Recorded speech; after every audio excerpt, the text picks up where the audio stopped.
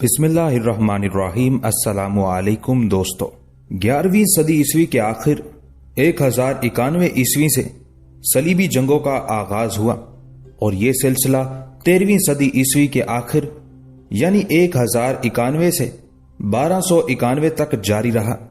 200 बरस से जायद इस मार्का आराई में जर्मनी, फ्रांस, बरतानिया और यूरोप के तमाम ईसाई हुक्मरानों ने हिस्सा लिया।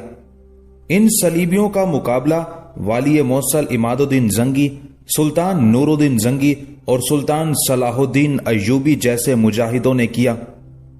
अय्यूबी खानदान के बाद ममलूक सलीबियों से नबर्द आजमा रहे। इस तरह कुल 7 बड़ी सलीबी जंगें हुई। सलाहुद्दीन का ताल्लुक कुर्द कौम से था। वो 19 सितंबर 1138 ईस्वी में तिकरीत के मकाम पर पैदा हुआ। उसका नाम यूसुफ रखा गया। सलाहुद्दीन ने सुल्तान नूरुद्दीन जंगी के जेरे साया तरबियत पाई। 1160 ईस्वी यानी 555 हिजरी में जब सलीबियों को सलाहुद्दीन ने मिस्र से निकाल बाहर किया तो खलीफा अल आजिद ने यूसुफ को मलिकुल नासिर सलाहुद्दीन अय्यूबी का नाम अता किया। उस वक्त सलाहुद्दीन अय्यूबी की उम्र 22 साल थी। सुल्तान नूरुद्दीन जंगी की तरह सलाहुद्दीन अय्यूबी को भी बैतुल मुकद्दस से इश्क था। बैतुल मुकद्दस यानी यरूशलेम यहूदियों, ईसाइयों और मुसलमानों के लिए खास अहमियत का हामिल शहर है। यहूदी इसे यूं मुकद्दस समझते हैं कि यहां हजरत सुलेमान अलैहिस्सलाम ने अजीमुशान इबादत गाह यानी हैकले सुलेमानी बनाई थी। ईसाई इसे इस तरह अहम जानते हैं कि यहां हजरत ईसा अलैहिस्सलाम ने तालीम और तबलीग का सिलसिला जारी रखा था। और मुसलमानों के लिए यह शहर इसलिए मुकद्दस है कि इस किबला अव्वल से सरवर कौनैन अन हजरत सल्लल्लाहु अलैहि व आलिहि वसल्लम ने सफरे मिराज किया था। सूरह बनी इसराइल में अल्लाह ताला फरमाता है, पाक जात है वो जो अपने बंदे मोहम्मद सल्लल्लाहु अलैहि व आलिहि वसल्लम को रातों रात मस्जिद हराम यानी मस्जिद काबा से मस्जिद अक्सा यानी बैतुल मुकद्दस तक ले गया, जिसके इर्द गिर्द को हमने बाबरकत बना रखा है ताकि उनको हम कुछ अपने अजाइब दिखाएं। बेशक अल्लाह ताला सब सुनने वाला और सब देखने वाला है। 638 ईस्वी में खलीफा सानी अमीरुल मोमिनीन हजरत उमर रज़ी अल्लाह ताला अन्हो ने बैतुल मुकद्दस यानी यरूशलेम फतह किया। उस फतह के नतीजे में मुसलमान और ईसाई यहां पुरअमन तौर पर रहने लगे। यहूदी, ईसाई और मुसलमान दीगर इलाकों से यहां जियारत के लिए आते रहे। फिर 1099 ईस्वी में ईसाई फौज ने बैतुल मुकद्दस पर कब्जा कर लिया। वहां के बाशिंदों का बेदर्दी से कत्लेआम किया। बैतुल मुकद्दस की आजादी के लिए जब सलाहुद्दीन अय्यूबी ने तलवार उठाई तो तमाम ईसाई दुनिया सलाहुद्दीन अय्यूबी के खिलाफ सफ आरा हो गई। सलीबी फौज की तादाद 10 लाख से जायद थी, जबकि सलाहुद्दीन अय्यूबी का लश्कर 40,000 सिपाहियों पर मुश्तमिल था। सलीबियों के पास जदीद तरीन असलहा था और बाअमल अहले ईमान के पास सिर्फ बरहना तलवारें थी और अल्लाह की जात पर गैर मुतजलजल यकीन। ये वो हथियार थे जिनके भरोसे सलाहुद्दीन अय्यूबी ने तीसरी सलीबी जंग में वो अजीमुशान फतह हासिल की जिसकी सोजिश से आज भी ईसाई दुनिया के सीने जलते हैं। जख्मों की उस जलन को मिटाने के लिए ईसाई दुनिया ने दोबारा सलीबी जंगों का आगाज कर दिया है। अफगानिस्तान और इराक उसकी ताजा मिसालें हैं। इन सलीबी जंगों से निपटने के लिए एक मर्तबा फिर फातह आजम सलाहुद्दीन अय्यूबी जैसे मुजाहिद इस्लाम की जरूरत है। आज से 1500 साल कबल दुनिया के नक्शे पर 2 अजीम ताकतें मौजूद थी, एक रोम और दूसरी ईरान। मौजूदा सियासी इस्तिलाह में कहा जा सकता है कि ये दोनों माजी की सुपर पावर्स थी। रोम पर ईसाइयों की हुक्मरानी थी और ईरान मजूसियों यानी आतिश परस्तों का मरकज था। उनके अकीदे के मुताबिक आग हर शय को जला देने की ताकत रखती थी, इसलिए उसे खुदा का दर्जा दे दिया गया। ईरान के तमाम छोटे बड़े माबदों में हर वक्त आग रोशन रहती थी और पुजारी भड़कते हुए शोलों के सामने सजदा रेज रहते थे और सदियों से ये मखसूस दुआ मांगते थे, ऐ हमारे माबूद, जिस तरह तू लाजवालो अजीम है, اسی طرح اپنے نام لیواؤں کو بھی عزت و جلال عطا کر ہمیں ہمارے دشمنوں پر ایسا غلبہ بخش دے جیسے ذبح ہونے والے جانور بے دست و پا نظر آتے ہیں۔ اہل زمین کے دلوں میں ہماری ایسی ہیبت ڈال دے کہ وہ سوتے میں بھی ہم سے خوف زدہ رہیں، اور درفش کاویانی کو اتنا بلند کر کہ وہ آسمان کو چھونے لگے۔ درفش کاویانی آتش پرستوں کا مقدس پرچم تھا۔ ایرانی افواج اور عوام اس بات پر پورا یقین رکھتے تھے کہ جس میدان جنگ میں یہ متبرک جھنڈا لہرائے گا وہاں دشمن شکست فاش سے دوچار ہوگا اور مجوسیوں کو عظیم الشان فتح حاصل ہوگی۔ پھر جب اسلام کی شکل میں حق نمودار ہوا تو باطل فرار ہو گیا، مقدس پرچم اٹھانے والے ہاتھ کاٹ دیے گئے، اور درفش کاویانی جسے فتح و نصرت کا نشان سمجھا جاتا تھا بدبختی کی علامت بن کر اس طرح خاک میں مل گیا کہ اس کا ایک تار تک باقی نہ رہا۔ یہ 14 ہجری کا تاریخ ساز اور یادگار سال تھا جب صدیوں سے روشن آتش کدے بجھا دیے گئے۔ آگ کے پجاری کہا کرتے تھے، یہ شعلے کبھی سرد نہیں ہوں گے اور انہیں بجھانے والی مخلوق آج تک پیدا نہیں کی گئی، مگر جب ایمان کی تیز ہوائیں فاران کی چوٹیوں سے اتر کر ایران کے میدانوں میں داخل ہوئی تو پھر سب کچھ خس و خاشاک کے مانند اڑنے لگا۔ نوشیرواں کی نادر و قیمتی یادگاریں مٹی کے کھلونوں کی طرح حقیر اور ارزاں ٹھہری۔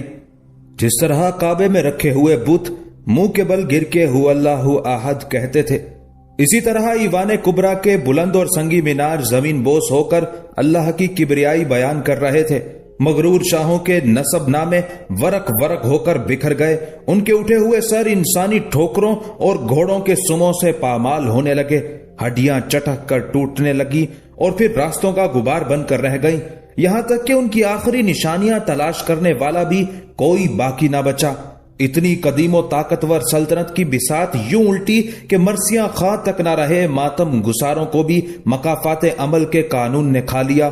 موت کا خونی دہن اپنے پورے طول و عرض کے ساتھ کھلا ہوا تھا، اور ایران کی فضاؤں میں بہت دن تک یہ ہولناک صدا گونجتی رہی، ہے کوئی اور، ہے کوئی اور۔ پھر جواب میں وقت کے نقیب نے پکار کے کہا، کوئی نہیں سوائے اللہ کے۔ یہ آواز سنتے ہی حضور اکرم صلی اللہ علیہ وآلہ وسلم کے محترم ماموں اور لشکر اسلام کے سالار حضرت سعد بن ابی وقاص رضی اللہ تعالی عنہ کی شمشیر اپنی نیام میں چلی گئی، اور نہ جانے کتنی راتوں سے کرب کے عالم میں جاگنے والے امیر المومنین حضرت عمر فاروق رضی اللہ تعالی عنہ کو قرار آ گیا۔ یہ تھا جنگ قادسیہ کا مختصر حال، جس نے ایرانیوں کی کمر توڑ کر رکھ دی تھی، اور شہنشاہ یزدگرد کسی زخمی بھیڑیے کی طرح اپنی ہی زمین پر پناہ ڈھونڈتا پھر رہا تھا۔ اہل ایمان کی یلغار جاری رہی، یہاں تک کہ مجاہدین اسلام کے گھوڑوں نے مدائن، خوزستان، اہواز، نہاوند، اصفہان، ہمدان، رے، کرمان، سیستان اور خراسان کو روند ڈالا۔ شہنشاہ یزدگرد فرار ہو کر ترکستان چلا گیا۔ مسلم سالار احنف بن قیس رضی اللہ تعالی عنہ نے ایران کا سارا خزانہ مال غنیمت کے طور پر امیر المومنین کی خدمت میں مدینہ منورہ بھیج دیا۔ زر و جواہر کے اس انبار کو دیکھ کر حضرت عمر رضی اللہ تعالی عنہ رونے لگے۔ پھر آپ نے مسجد نبوی صلی اللہ علیہ وآلہ وسلم میں حاضر ہو کر اہل ایمان کے اجتماع سے خطاب کرتے ہوئے فرمایا، معبود حقیقی کے نام لیواؤں کو خوشخبری ہو کہ آج مجوسیوں کی سلطنت برباد ہو گئی، اب ان کے ملک کی زمین کا ایک ٹکڑا بھی ان کے قبضے میں نہیں رہا۔ خوب جان لو کہ اب آگ کے پجاری وحدہ لا شریک کی عبادت کرنے والوں کو کسی قسم کا نقصان نہیں پہنچا سکتے، اور یہ بھی سن لو کہ اللہ تعالیٰ نے ان کی زمین، ان کے ملک اور ان کی دولت کا وارث تمہیں اس لیے بنایا ہے کہ تمہاری آزمائش کی جا سکے۔ خبردار، تم اپنی حالت نہ بدل لینا، ورنہ اللہ بے نیاز ہے، وہ تمہاری جگہ دوسری قوم کو بدل دے گا۔ مجھے اس امت کے لیے خود اس کے افراد سے خوف ہے۔ ایرانیوں کی شکست فاش اور مسلمانوں کی عظیم الشان فتح کی خبریں قیصر روم کے دربار میں بڑی حیرت کے ساتھ سنی گئی۔ قیصر کے ایک دور اندیش وزیر لوکس نے اپنی نشست پر کھڑے ہو کر بصد احترام عرض کیا، اے ہرقل اعظم، مسلمانوں کی یہ پے ہم فتوحات عیسائیوں کے لیے نیک شگون نہیں ہے۔ اس سے پہلے کہ یہ خونی سیلاب ہمارے سرسبز و شاداب علاقوں کو بہا کر لے جائے، ہمیں ایک مضبوط حصار بنا لینا چاہیے۔ اس سے پہلے کہ وزیر لوکس اپنی بات مکمل کرتا، بوڑھا پادری شہرام اپنی جگہ سے اٹھا اور انتہائی متکبرانہ لہجے میں ہرقل اعظم یعنی کیسر روم کو مخاطب کر کے کہنے لگا، شہنشاہ کو معلوم ہونا چاہیے کہ ایرانی آتش پرست تھے، اس لیے آگ کی خوراک بن گئے، مگر ہم اہل صلیب ہیں اور صلیب ہی ہماری محافظ و نگہبان ہیں۔ شہرام کے بعد دوسرے پادریوں نے بھی دربار میں پرجوش تقریریں کی۔ آسمانی باپ اپنے مقدس بیٹے کے صدقے میں مسیحیوں پر کبھی آفات و مصائب نازل نہیں کرے گا۔ کیسر روم مکمل طور پر پادریوں کے زیر اثر تھا، اس لیے اس نے اپنے سیاسی مشیر لوکس کی باتوں پر کوئی دھیان نہیں دیا۔ چند سال پہلے بھی انہی پادریوں نے اس وقت ہنگامہ آرائی کی تھی جب کیسر کو سرکار دو عالم صلی اللہ علیہ وآلہ وسلم کا نامہ مقدس موصول ہوا تھا، جس میں پیغمبر اسلام صلی اللہ علیہ وآلہ وسلم نے اسے دین حق قبول کرنے کی دعوت دی تھی۔ کیسر روم سرور کونین صلی اللہ علیہ وآلہ وسلم کی دعوت سے متاثر ہو چلا تھا، مگر جب اس نے پادریوں کی جماعت کو غضبناک حالت میں دیکھا تو اسلامی وفد کو اپنے دربار سے اٹھا دیا۔ اللہ کے آخری رسول صلی اللہ علیہ وآلہ وسلم کو دنیا سے رخصت ہوئے صرف 4 سال کا مختصر ترین عرصہ ہوا تھا۔ دنیا کے بڑے بڑے کاہن، نجومی، سیاست اور جنگ کے ماہرین سوچ بھی نہیں سکتے تھے کہ پیغمبر اسلام صلی اللہ علیہ وآلہ وسلم کے نام لیوا صحرا کے دامن سے نکل کر ایران جیسی عظیم طاقت کی بساط الٹ کر رکھ دیں گے۔ وہ ایرانی جو خود کو دنیا کی سب سے مہذب اور طاقتور قوم سمجھتے تھے۔ جب پہلی بار مسلمان سفیر حضرت عبداللہ بن حذیفہ رضی اللہ تعالی عنہ حضور اکرم صلی اللہ علیہ وآلہ وسلم کا نامہ مقدس لے کر ایرانی شہنشاہ خسرو پرویز کے دربار میں ایک خاص ادائے بے نیازی اور جلال ایمانی کے ساتھ داخل ہوئے تھے تو ایرانی شہنشاہ نے صحابی رسول صلی اللہ علیہ وآلہ وسلم کو بڑی نفرت و حقارت کے ساتھ دیکھا تھا۔ پھر خسرو پرویز نے نامہ رسول صلی اللہ علیہ وآلہ وسلم کو چاک کرتے ہوئے پوری عرب قوم کو انتہائی ذلت آمیز لہجے میں مخاطب کرتے ہوئے کہا تھا، اے سوسمار کا گوشت کھانے والو اور اے اونٹ کا دودھ پینے والو۔ پھر جب ناکام سفارت کے بعد حضرت عبداللہ بن حذیفہ رضی اللہ تعالی عنہ نے رسالت مآب صلی اللہ علیہ وآلہ وسلم کی خدمت اقدس میں حاضر ہو کر نامہ مبارک کے چاک کرنے کا واقعہ سنایا تو سرور کونین صلی اللہ علیہ وآلہ وسلم نے فرمایا، خسرو نے میرا خط چاک نہیں کیا، اپنی حکومت کے ٹکڑے کر دیے۔ چند روز بعد ہی خسرو پرویز کے بیٹے شرویا نے بڑی بے رحمی کے ساتھ اپنے باپ کو قتل کر ڈالا۔ پھر چند سال بعد حضرت عمر فاروق رضی اللہ تعالی عنہ نے ایرانی سلطنت کے مضبوط ترین ستونوں کو کسی بوسیدہ کتاب کے اوراق کی طرح ہوا میں اڑا دیا۔ کیسر روم کا وزیر لوکس اس واقعے سے باخبر تھا، اسی لیے اس نے بھرے دربار میں مسلمانوں کی فتوحات اور یلغار کے سلسلے میں اپنے خدشات ظاہر کیے تھے۔ لوکس کا شمار اپنے وقت کے ذہین ترین افراد میں ہوتا تھا۔ اس کی جاگنے والی آنکھوں نے نوشتہ دیوار پڑھ لیا تھا کہ اب مسلمانوں کو رومیوں کی حریف طاقت بننے سے کوئی نہیں روک سکتا۔ یہی وجہ تھی کہ لوکس بار بار کیسر روم کو صورتحال کی سنگینی کا احساس دلانے کی کوشش کر رہا تھا۔ پادری شہرام کے جاسوس محل کے گوشے گوشے میں پھیلے ہوئے تھے۔ جب ان جاسوسوں نے کیسر روم اور وزیر لوکس کی خفیہ ملاقاتوں کی اطلاع دی تو پادری شہرام گہری سوچ میں ڈوب گیا۔ پھر اس نے وزیر لوکس کو سیاسی منظر نامے سے ہٹانے کی تدبیر سوچ لی۔ اس وقت روم عیش پرستیوں کا مرکز تھا۔ بادشاہ، وزیر و امیر اور خاص و عوام رقص و سرور اور شراب نوشی کو انسانی زندگی کا ایک لازمی حصہ سمجھتے تھے۔ کیف و نشاط کی زندگی گزارنے پر کوئی قانونی اور اخلاقی پابندی عائد نہیں تھی۔ اپنے اسی ماحول کے زیر اثر وزیر لوکس بھی کیف و نشاط کا دل دادا تھا۔ پادری شہرام نے اس کی اسی کمزوری سے فائدہ اٹھایا۔ ایک رات جب لوکس خوبصورت عیسائی رقاصہ سوسن کا ہوش ربا رقص دیکھ رہا تھا تو مسلسل شراب نوشی کے اثر سے اس کے ہوش و حواس زائل ہوتے جا رہے تھے۔ پھر اسی کیفیت میں لوکس نے سوسن سے رات کا آخری جام طلب کیا۔ سوسن بسد نازو ادا لہراتی ہوئی آگے بڑھی اور اس نے دوسری زرنگار سراہی سے لوکس کا جام لبریز کیا۔ اس سراہی میں پادری شہرام کے منصوبے کے مطابق ایک خاص زہر شامل کر دیا گیا تھا جسے بڑے سے بڑا طبیب بھی آسانی کے ساتھ نہیں پہچان سکتا تھا۔ شراب حلق سے اترتے ہی لوکس کی حالت غیر ہونے لگی۔ وہ شدید کرب کے عالم میں فرشی نشست سے اٹھا اور لڑکھڑاتی زبان میں رقاصہ سے پوچھنے لگا، سوسن، آج تو نے مجھے کیسی شراب پلا دی ہے کہ میرے دل کی دھڑکنیں قابو میں نہیں ہیں۔ سوسن کے احمری ہونٹوں پر قاتلانہ تبسم ابھر آیا۔ سلطنت روم کے عظیم وزیر، ساقی بھی وہی ہے، جام و پیمانہ اور سراہی بھی وہی۔ شاید یہ موسم بہار اور چاندنی رات کا اثر ہے کہ شراب میں تیزی آ گئی اور نشہ عام دنوں سے زیادہ گہرا ہو گیا۔ لوکس کچھ اور کہنا چاہتا تھا مگر اچانک اس نے دونوں ہاتھوں سے اپنے دل کو پکڑ لیا۔ وزیر سلطنت کا چہرہ پسینے سے تر ہو گیا۔ پھر وہ شدید اذیت کے عالم میں چند قدم آگے بڑھا اور لڑکھڑا کر فرش پر گر پڑا۔ لوکس کی حالت دیکھ کر رقاصہ سوسن مسلسل مسکرائے جا رہی تھی۔ وزیر لوکس بڑی مشکل سے اٹھ کر بیٹھا، پھر اس نے پوری طاقت سے چیخ کر کہا، جاہل اور ریاکار پادریوں، تم نے اس شخص کو قتل کر ڈالا جو روم کا دماغ تھا۔ اب تمہیں خداوند کے قہر سے کوئی نہیں بچا سکتا۔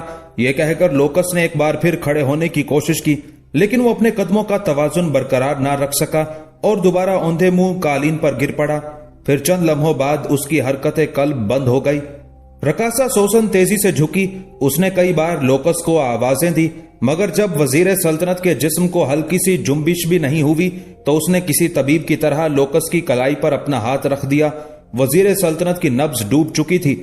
لوکس کے عشرت قدے میں رقاصہ سوسن کا تیز کہا گونجا، مگر جب یہ گونج ختم ہوئی تو اس کے کانوں میں پادری شہرام کے الفاظ کی صدائے بازگشت ابھرنے لگی۔ اگر تو نے عیسائیت کے ایک بڑے دشمن لوکس کو مار ڈالا تو مقدس باپ اور بیٹا تجھ سے راضی ہو جائیں گے، تیرے سارے گناہ دھو دیے جائیں گے اور تو پارسا عورتوں کی طرح جنت میں داخل ہو جائے گی۔ پھر جب رقاصہ سوسن وزیر سلطنت لوکس کے کمرے سے نکل کر محل کی راہداری سے گزر رہی تھی، اس کے دل و دماغ پر سرشاری کی عجیب سی کیفیت طاری تھی۔ سوسن کو یوں محسوس ہو رہا تھا جیسے وہ جنت کی کسی وادی میں محو خرام ہو۔ دوسرے دن کیسر روم اپنے مشیر خاص کی لاش پر اداس کھڑا تھا۔ شاہی طبیب تمام تر کوششوں کے باوجود اس زہر کی نشاندہی نہ کر سکے جسے پادری شہرام نے بڑی ذہانت کے ساتھ لوکس کے جسم میں داخل کرایا تھا۔ پھر وہی ہوا جس کی پیش گوئی لوکس نے اپنی موت سے پہلے کی تھی۔ اب اسلامی لشکر عیسائی سلطنت کی طرف پیش قدمی کر رہے تھے۔ پھر کچھ دن بعد ہی امین الامت حضرت ابو عبیدہ بن جراح کی قیادت میں اسلامی فوج نے دمشق، اردن و حمص پر قبضہ کر لیا۔ یہ تمام عیسائی علاقے کیسر روم کی حدود سلطنت میں شامل تھے۔ حضرت ابو عبیدہ رضی اللہ تعالی عنہ نے جزیہ لے کر تمام عیسائیوں کو مکمل امان بخشی اور برابری کے حقوق عطا کیے۔ نہ کسی عورت کی آبرو ریزی کی گئی، نہ کسی بوڑھے اور بچے کو قتل کیا گیا اور نہ ان کے مکانوں کو آگ لگائی گئی۔ مسلمانوں کے اس طرز عمل کو دیکھ کر عیسائی عورتیں اور مرد آپس میں گفتگو کیا کرتے تھے، یہ کیسے فاتح ہیں کہ جنہوں نے ہماری عزت و آبرو کے پیراہن کو چاک نہیں کیا، ہمیں سامان رسوائی کے ساتھ بازاروں میں نہیں پھرایا اور ہمارے مال و متاع کی طرف دیکھنا تک گوارا نہیں کیا۔ زندگی کی یہ رعایتیں، یہ امن و سلامتی، یہ عدل و انصاف اور یہ مساوات تو ہمیں ہرقل اعظم نے بھی نہیں بخشا تھا۔ دمشق، اردن اور حمص کی فتوحات نے رومی عیسائیوں کو بدحواس کر دیا تھا۔ پھر مقامی باشندوں کی ایک بڑی جماعت کیسر روم کے دربار میں اس طرح داخل ہوئی کہ ان کے بال بکھرے ہوئے تھے اور گریبان چاک تھے۔ وہ سب کے سب سر سے پاؤں تک درد کی تصویر بنے ہوئے تھے۔ کیسر روم نے ان شکستہ حال لوگوں کی طرف بڑی حیرت سے دیکھا اور پھر انتہائی نرم لہجے میں پوچھا، اے یسوع مسیح علیہ السلام کے ماننے والوں، آخر تم پر کیا افتاد پڑی ہے؟ دمشق اور اردن کے عیسائیوں نے رو رو کر کہا، اے ہرقل اعظم، اے عیسائیت کے نگہبان، ہم پر افتاد نہیں پڑی ہے بلکہ قیامت ٹوٹ پڑی ہے۔ ہماری فریاد سن اور ہمارے دکھوں کا مداوع کر۔ فریادیوں کی یہ گریا زاری دیکھ کر کیسر روم کے چہرے کا رنگ بدل گیا اور اس نے انتہائی تند و تیز لہجے میں فریادیوں سے پوچھا، وہ کون ہے جس نے تم پر یہ قیامت توڑی ہے؟ میں اسے عبرتناک سزا دوں گا اور تمہارے تمام دکھوں کا ازالہ کروں گا۔ وہ عرب کے مسلمان ہیں جنہوں نے ہماری زمینوں پر قبضہ کر لیا ہے اور ہمارے گھروں کو آگ لگا دی ہے۔ ایک فریادی نے زار و قطار روتے ہوئے کہا، بوڑھے اور بچے قتل کیے جا رہے ہیں۔ دوسرے فریادی نے ہچکیوں سے روتے ہوئے دنیا کا سب سے بڑا جھوٹ بولا، اے ہمارے بادشاہ، صلیب کی بیٹیاں بے آماں ہیں، وہ مسلمانوں کی ہوس کا نشانہ بن رہی ہیں۔ فریادی نے عیسائیوں کی بربادی کا نقشہ کچھ اس طرح کھینچا کہ کیسر روم غضبناک ہو کر اپنے تخت پر کھڑا ہو گیا اور قہر آلود لہجے میں بولا، میں نے صلیب کے بندوں کی فریاد سن لی، تم سے میرا وعدہ ہے کہ اس وقت تک چین سے نہیں بیٹھوں گا جب تک تمہیں تمہاری زمینیں واپس نہیں مل جائیں گی۔ آج سے تم انطاکیہ میں ہمارے مہمان خاص ہو۔ اس وقت انطاکیہ کیسر روم کا دارالحکومت تھا۔ فریادی خوشی خوشی دربار سے چلے گئے۔ مسلمانوں کے سلسلے میں ان کی مکارانہ چال کامیاب ہو گئی تھی۔ کیسر روم رات بھر سکون سے نہیں سو سکا۔ بار بار اس کی آنکھ کھل جاتی تھی اور نظروں کے سامنے وزیر سلطنت لوکس کا چہرہ ابھر آتا تھا۔ تم سچ کہتے تھے لوکس کہ مسلمانوں کی یلغار ایران کی حدود تک نہیں ٹھہرے گی۔ کیسر روم بڑے حسرت زدہ لہجے میں اپنے مرحوم سیاسی مشیر کو غائبانہ مخاطب کر کے کہتا، کاش تم زندہ ہوتے اور مشورہ دیتے کہ ایسی نازک صورتحال میں مجھے کیا حکمت عملی اختیار کرنا چاہیے۔ الغرض اسی کشمکش میں پوری رات گزر گئی۔ پھر صبح ہوتے ہی کیسر روم نے ایک خفیہ اجلاس طلب کر لیا۔ اس اجلاس میں عمائدین سلطنت کے ساتھ شہر کے معزز اور دانشمند افراد بھی شریک تھے۔ جب سب لوگ جمع ہو گئے تو کیسر روم نے حاضرین کو مخاطب کرتے ہوئے کہا، عیسائی اپنی تعداد میں اربوں سے کہیں زیادہ ہیں۔ ان کے ہتھیار پرانے اور جنگی وسائل بھی تم سے کہیں کم ہیں۔ دیگر ساز و سامان میں بھی تم لوگ مسلمانوں پر فوقیت رکھتے ہو، مگر جب میدان جنگ میں ان کے مقابل صف آرا ہوتے ہو تو شکست کھا جاتے ہو۔ آخر اس کی کیا وجہ ہے؟ کیسر روم کے لہجے سے شدید ناگواری کا رنگ جھلک رہا تھا۔ ہرقل اعظم کا سوال سن کر سب نے سر جھکا لیا۔ حاضرین میں انطاکیہ کا سب سے بڑا پادری شہرام بھی شامل تھا۔ اس کی گردن بھی جھکی ہوئی تھی اور وہ بھی ہرقل اعظم سے نظریں چرا رہا تھا۔ کیسر روم نے پادری شہرام کی اس کیفیت کا اندازہ کر لیا اور پھر بلند آواز میں اسے مخاطب کرتے ہوئے بولا، عیسائیوں کے عظیم مذہبی پیشوا، آپ خاموش کیوں ہیں؟ دمشق، اردن اور حمص کے محاذوں پر صلیب ہماری مدد کو کیوں نہیں آئی؟ اس نے اپنے نام لیواؤں کو بے یار و مددگار کیوں چھوڑ دیا؟ پادری شہرام نے اپنے شہنشاہ کی طرف دیکھا اور بجھے ہوئے لہجے میں بولا، ہرقل اعظم، کبھی کبھی سچے اور ایماندار لوگوں کو بھی شکست ہو جاتی ہے۔ خداوند اپنے کاموں کو خود ہی جانتا ہے۔ محترم پیشوا، آپ کے اس جواب سے نہ میرا دل مطمئن ہوا اور نہ دماغ۔ کہیں کوئی نہ کوئی خرابی ضرور موجود ہے جس پر مصلحت اور خاموشی کا پردہ ڈالا جا رہا ہے۔ کیسر روم کی بات سن کر حاضرین کی گردنوں کا خم کچھ اور نمایاں ہو گیا۔ کچھ دیر تک دربار کی فضا پر گہرا سناٹا طاری رہا۔ پھر ایک شخص اپنی نشست پر کھڑا ہوا۔ یہ انطاکیہ کا ایک معزز اور نیک نام عیسائی ایمن تھا۔ اس نے باوقار لہجے میں کیسر روم کو مخاطب کرتے ہوئے کہا، آپ نے سچ فرمایا کہ ہم میں کہیں نہ کہیں کوئی خرابی موجود ہے جس کی وجہ سے یہ ذلت اور شکست ہمارا مقدر بنی ہے۔ آج میں اس خرابی کو اس مجلس خاص میں سننا پسند کروں گا۔ کیسر روم کے لہجے سے بدستور تلخی جھلک رہی تھی۔ ہرقل اعظم، اس بات کا یقین دلائیں کہ مجھے سچ بولنے کی سزا نہیں دی جائے گی۔ ایمن کے چہرے سے ہلکا سا خوف جھلک رہا تھا۔ آج تمہاری زبان پر کوئی پابندی نہیں، کیسر روم نے پرجلال لہجے میں کہا۔ جو کچھ تمہیں کہنا ہے بے خوف ہو کر کہہ ڈالو، تمہارے لیے امان ہے، سلامتی ہے۔ کیسر روم کی طرف سے اجازت ملتے ہی ایمن نے انتہائی پرسوز لہجے میں کہنا شروع کیا، ہرقل اعظم کو معلوم ہونا چاہیے کہ دمشق، اردن اور حمص سے آنے والے عیسائیوں کی جماعت کا ہر فرد جھوٹا ہے۔ یہ کہہ کر ایمن چند لمحوں کے لیے خاموش ہو گیا اور حاضرین مجلس کی دلی کیفیات کا جائزہ لینے لگا۔ اس خفیہ اجلاس میں موجود ہر فرد کے چہرے پر ایمن کے لیے نفرت کا رنگ جھلک رہا تھا، مگر کیسر روم کے چہرے پر غیر معمولی سنجیدگی طاری تھی۔ اس نے بڑے تحمل کے ساتھ اپنا دایاں ہاتھ بلند کرتے ہوئے کہا، ایمن، تم اپنا بیان جاری رکھو۔ دمشق اور اردن میں میرے بھی کچھ قریبی عزیز اور دوست رہتے ہیں۔ ان میں خوبصورت جوان عورتیں اور نوخیز دوشیزائیں بھی شامل ہیں۔ 2 ہفتے پہلے ہی میرا ایک دوست انطاکیہ آیا تھا۔ اس نے مقدس باپ اور بیٹے کی قسم کھا کر بتایا کہ ان علاقوں میں تمام عیسائیوں کی جان و مال، عزت و آبرو مکمل طور پر محفوظ ہیں۔ ایک بار پھر حاضرین مجلس کے چہروں کے رنگ بگڑ گئے۔ وہ ایمن کی زبان سے مسلمانوں کی وحشت و درندگی کے فرضی افسانے سننا چاہتے تھے، مگر جب ایمن نے اپنے ایک دوست کے حوالے سے مقدس باپ اور بیٹے کو درمیان میں لا کر مسلمانوں کی بے مثال رواداری اور کریمانہ عمل کا ذکر کیا تو ان کے سینوں میں نفرت و عصبیت کی آگ کے شعلے بھڑکنے لگے۔ اس کے برعکس کیسر روم کے چہرے پر حیرت و سکوت کا رنگ نمایاں تھا۔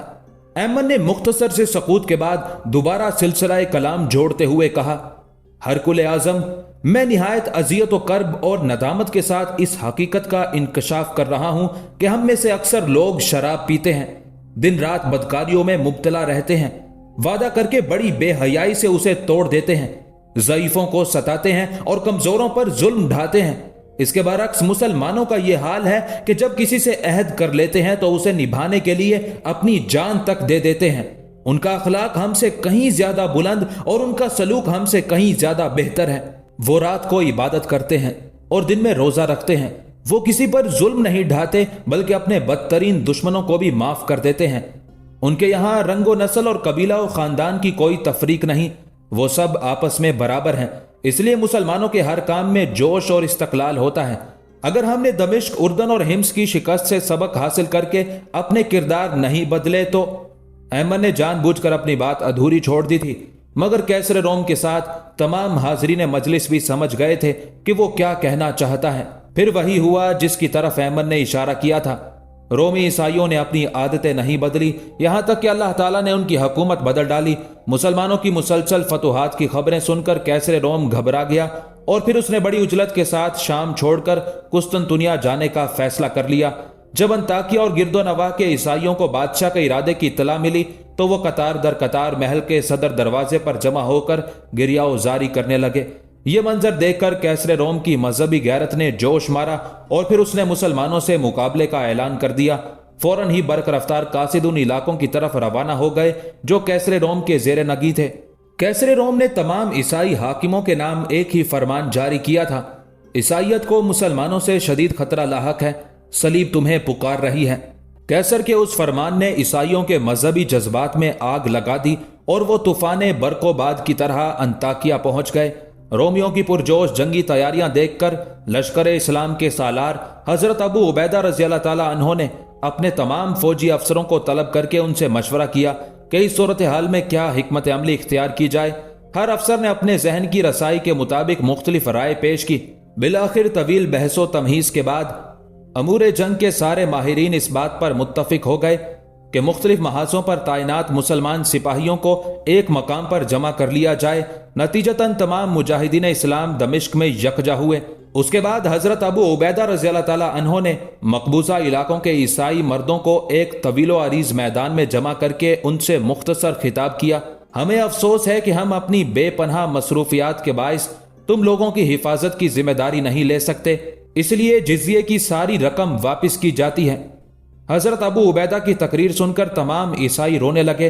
پھر جب لشکر اسلام دمشق چھوڑ کر اردن کی طرف جانے لگا تو سارے عیسائی اشک بار آنکھوں کے ساتھ یہ دعا کر رہے تھے: خداوند تمہیں حفاظت کے ساتھ واپس لائے کہ تم اس زمین پر بسنے والوں کے لیے امن و سلامتی کا سائبان ہو۔ حضرت ابو عبیدہ رضی اللہ تعالیٰ عنہ نے اردن پہنچ کر رومیوں کا مقابلہ کرنے کے لیے یرموک کا میدان منتخب کیا۔ یرموک کے قریب ہی ایک مقام دیر الہیل ہے، یہاں رومی فوجی جمع ہو رہے تھے۔ ان کی تعداد 2 لاکھ سے زیادہ تھی۔ اس کے برعکس مسلمان سپاہیوں کی تعداد 20 اور 30 ہزار کے درمیان تھی۔ پہلا مارکا رجب 15 ہجری میں ہوا جس میں مسلمانوں کا پلہ بھاری رہا۔ رومیوں نے کچھ دنوں کے لیے جنگ روک دی اور مصالحت کی تجویز پیش کی۔ حضرت ابو عبیدہ رضی اللہ تعالیٰ عنہ نے سیف اللہ حضرت خالد بن ولید رضی اللہ تعالیٰ عنہ کو سفیر بنا کر کیسر روم کے پاس بھیجا، مگر یہ سفارت ناکام رہی۔ رومی دوبارہ میدان جنگ میں نمودار ہوئے۔ اب کی بار ان کا جوش و خروش وحشت کی حدوں کو چھو رہا تھا۔ عیسائیوں کے وہ مقدس راہب جنہوں نے برسوں سے آسمان نہیں دیکھا تھا، وہ اپنی اپنی عبادت گاہوں سے نکل کر عام سپاہیوں میں شامل ہو گئے تھے۔ کچھ پادریوں پر جنونی کیفیت طاری تھی، وہ ہاتھوں میں صلیبیں اٹھائے عیسائی لشکر کے آگے آگے تھے اور چیخ چیخ کر اپنے ہم قوموں کی ہمت بندھا رہے تھے: آگے بڑھو اور صفائے ہستی سے مسلمانوں کا نام و نشان تک مٹا ڈالو۔ آج دنیا کی کوئی طاقت تمہارے مقابل نہیں ٹھہر سکتی، اس لیے کہ تمہیں حضرت یسوع مسیح علیہ السلام کی تائید حاصل ہے۔ 3000 رومی سپاہیوں نے اپنے پیروں میں بیڑیاں پہن رکھی تھی تاکہ میدان جنگ سے فرار ہونے کا خیال بھی ان کے دل میں نہ آئے۔ رومیوں کے یہ تیور اور انداز دیکھ کر حضرت خالد بن ولید نے نئے سرے سے اسلامی فوج کو ترتیب دیا اور مجاہدین کو 36 حصوں میں تقسیم کر دیا۔ پھر ایسی خون ریز جنگ ہوئی کہ یرموک کا میدان انسانی لاشوں سے بھر گیا۔ اس مارکا آرائی میں 1 لاکھ کے قریب رومی سپاہی قتل ہوئے اور 3000 اہل ایمان نے جام شہادت نوش کیا۔ جب کیسر روم کو اس عبرتناک شکست کی خبر ملی تو شدت غم سے اس کا سرخ و سفید چہرہ دھواں ہو گیا۔ پھر وہ انتہائی حسرت و یاس کے عالم میں سینہ کوبی کرتا ہوا شام سے قسطنطنیہ چلا گیا۔ حضرت ابو عبیدہ رضی اللہ تعالیٰ عنہ کا بھیجا ہوا قاصد فتح عظیم کا مژدہ لے کر برق رفتاری کے ساتھ مدینہ منورہ کی طرف بڑھ رہا تھا۔ अमीरुल मोमिनीन हजरत उमर फारूक रजी अल्लाह ताला अन्हो जंग कादसिया की तरह जंग यरमूक का नतीजा जानने के लिए कई रातों से जाग रहे थे। फिर जब कासिद ने लश्कर इस्लाम की सरबुलंदी और सुर्खरुई की खबर दी तो हजरत उमर फारूक रजी अल्लाह ताला अन्हो मुस्तरिब होकर मसनद खिलाफत से उतरकर सजदे में चले गए। माबूद हकीकी का शुक्र अदा करने के बाद जब हजरत उमर फारूक रजी अल्लाह ताला अन्हो खड़े हुए तो आपकी आंखों से आंसू रवां थे और ज़बान मुबारक पर यह मुकद्दस कलिमात जारी थे, सुब्हानल्लाहि वल्हम्दुलिल्लाहि वला इलाहा इल्लल्लाहु वल्लाहु अकबर। ईरान के बाद दूसरी अजीम ताकत रोम का गरूर भी खाक में मिल गया था। हजरत उमर फारूक रजी अल्लाह ताला अन्हो ने फलस्तीन की जंगी मुहिम हजरत अमर बिन आस रजी अल्लाह ताला अन्हो के सपुर्द की थी, मगर दरमियान में जंग यरमूक छिड़ जाने से वो मुहिम अधूरी रह गई थी। कैसरे रोम के इक्तदार का खात्मा होते ही हजरत अमर बिन आस रजी अल्लाह ताला अन्हो ने आगे बढ़ के बैतुल मुकद्दस का मुहासरा कर लिया। ईसाई किलाबंद होकर मुकाबला करते रहे। इस दौरान में हजरत अबू उबैदा रजी अल्लाह ताला अन्हो भी अपने लश्कर के साथ बैतुल मुकद्दस में पहुंच गए। ईसाइयों ने कुछ दिनों तक दिफा किया, मगर उनकी अस्करी कुव्वत बिखर चुकी थी, इसलिए मुसलमानों से सुलह पर आमादा हो गए। मगर इसके साथ ही ये शर्त भी रख दी कि खुद अमीरुल मोमिनीन हजरत उमर फारूक रजी अल्लाह ताला अन्हो यहाँ आकर सुलह का मुआहिदा तहरीर करें।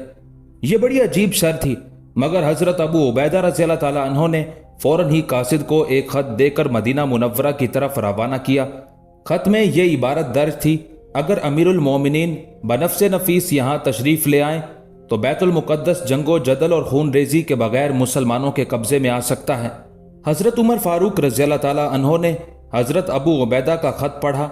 हजरत उस्मान गनी रजी अल्लाह ताला अन्हो और हजरत अली रजी अल्लाह ताला अन्हो से मशवरा करके बिला ताखिर फलस्तीन के सफर पर रवाना हो गए। आसमान की आंख ने ऐसा मंजर ना पहले कभी देखा था और ना आइंदा कभी देखेगी। हजरत उमर फारूक रजी अल्लाह ताला अन्हो इस हालत में मदीना मुनव्वरा से रवाना हुए कि सत्तुओं का एक थैला, एक ऊंट, एक गुलाम और एक लकड़ी का प्याला आपका सामाने सफर था। ना छतरे शाही, ना फौजे कसीर, ना तबलो अलम और ना मुहाफिजो नकीब, कैसरो किसरा के ताज जिसके कदमों का गुबार बन चुके थे। ये उस अजीम फातेह का सफर था।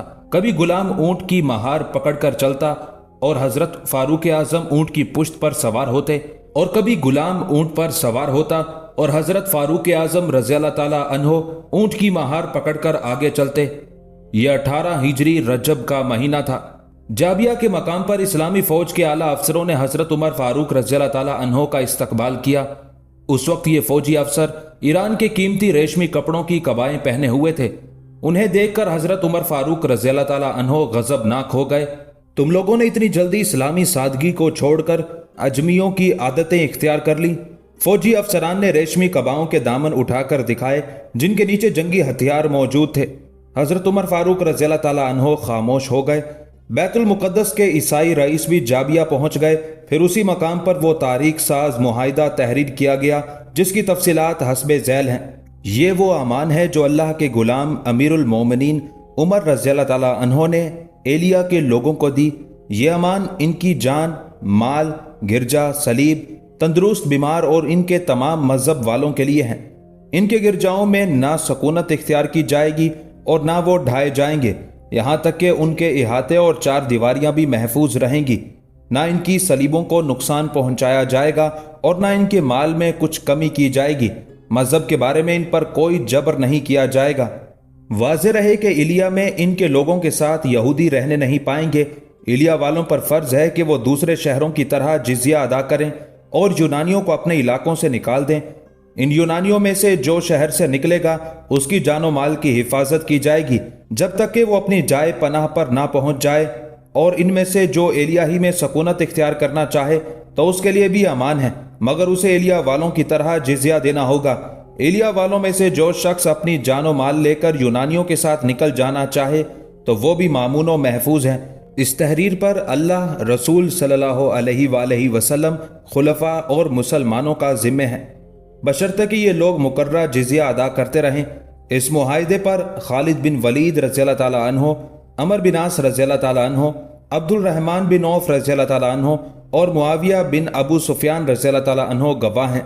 ये मुआहिदा 18 हिजरी में तहरीर किया गया। इलिया खलीज अकबा के शुमाली सिरे पर वाक़े एक साहिली शहर है।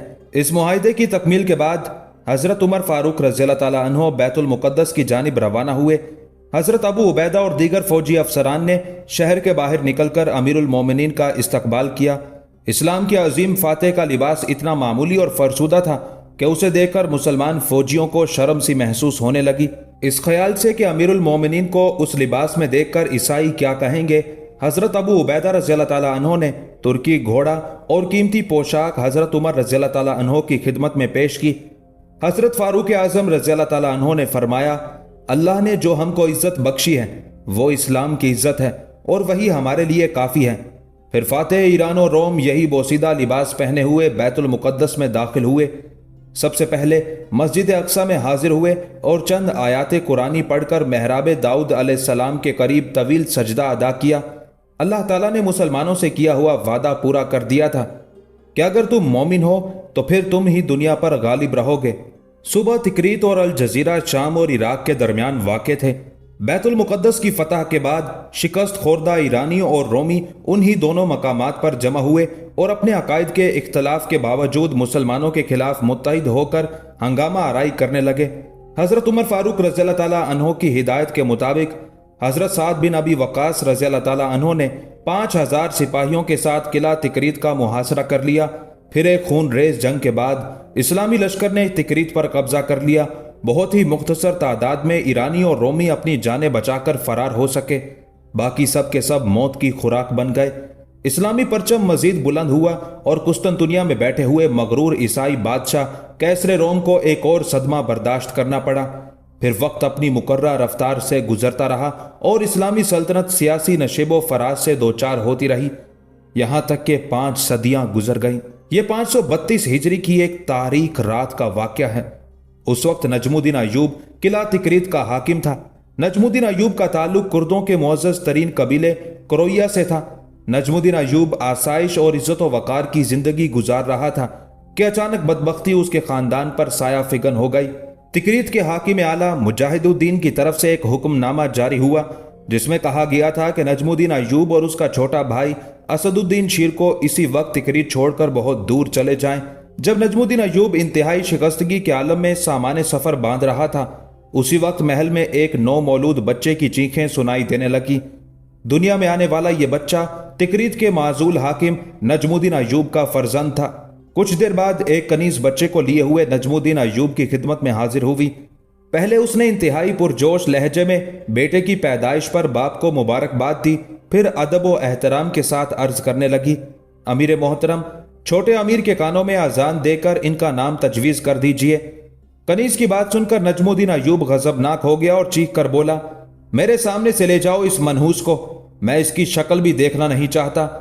यह बच्चा फातह आजम सलाहुद्दीन अय्यूबी था जिसे उसका बाप मनहूस समझता था। नजमुद्दीन अय्यूब की कनीज बच्चे को लिए हुए उसकी मां के पास पहुंची। कनीज का चेहरा बुझा बुझा था। खानम, क्या बात है? नजमुद्दीन अय्यूब की बीवी ने कनीज से पूछा। जब तू बच्चे को लेकर अपने आका के पास जा रही थी तो बहुत ज्यादा खुश थी, मगर अब तेरे चेहरे से गहरी उदासी झलक रही है, आखिर इसकी क्या वजह है?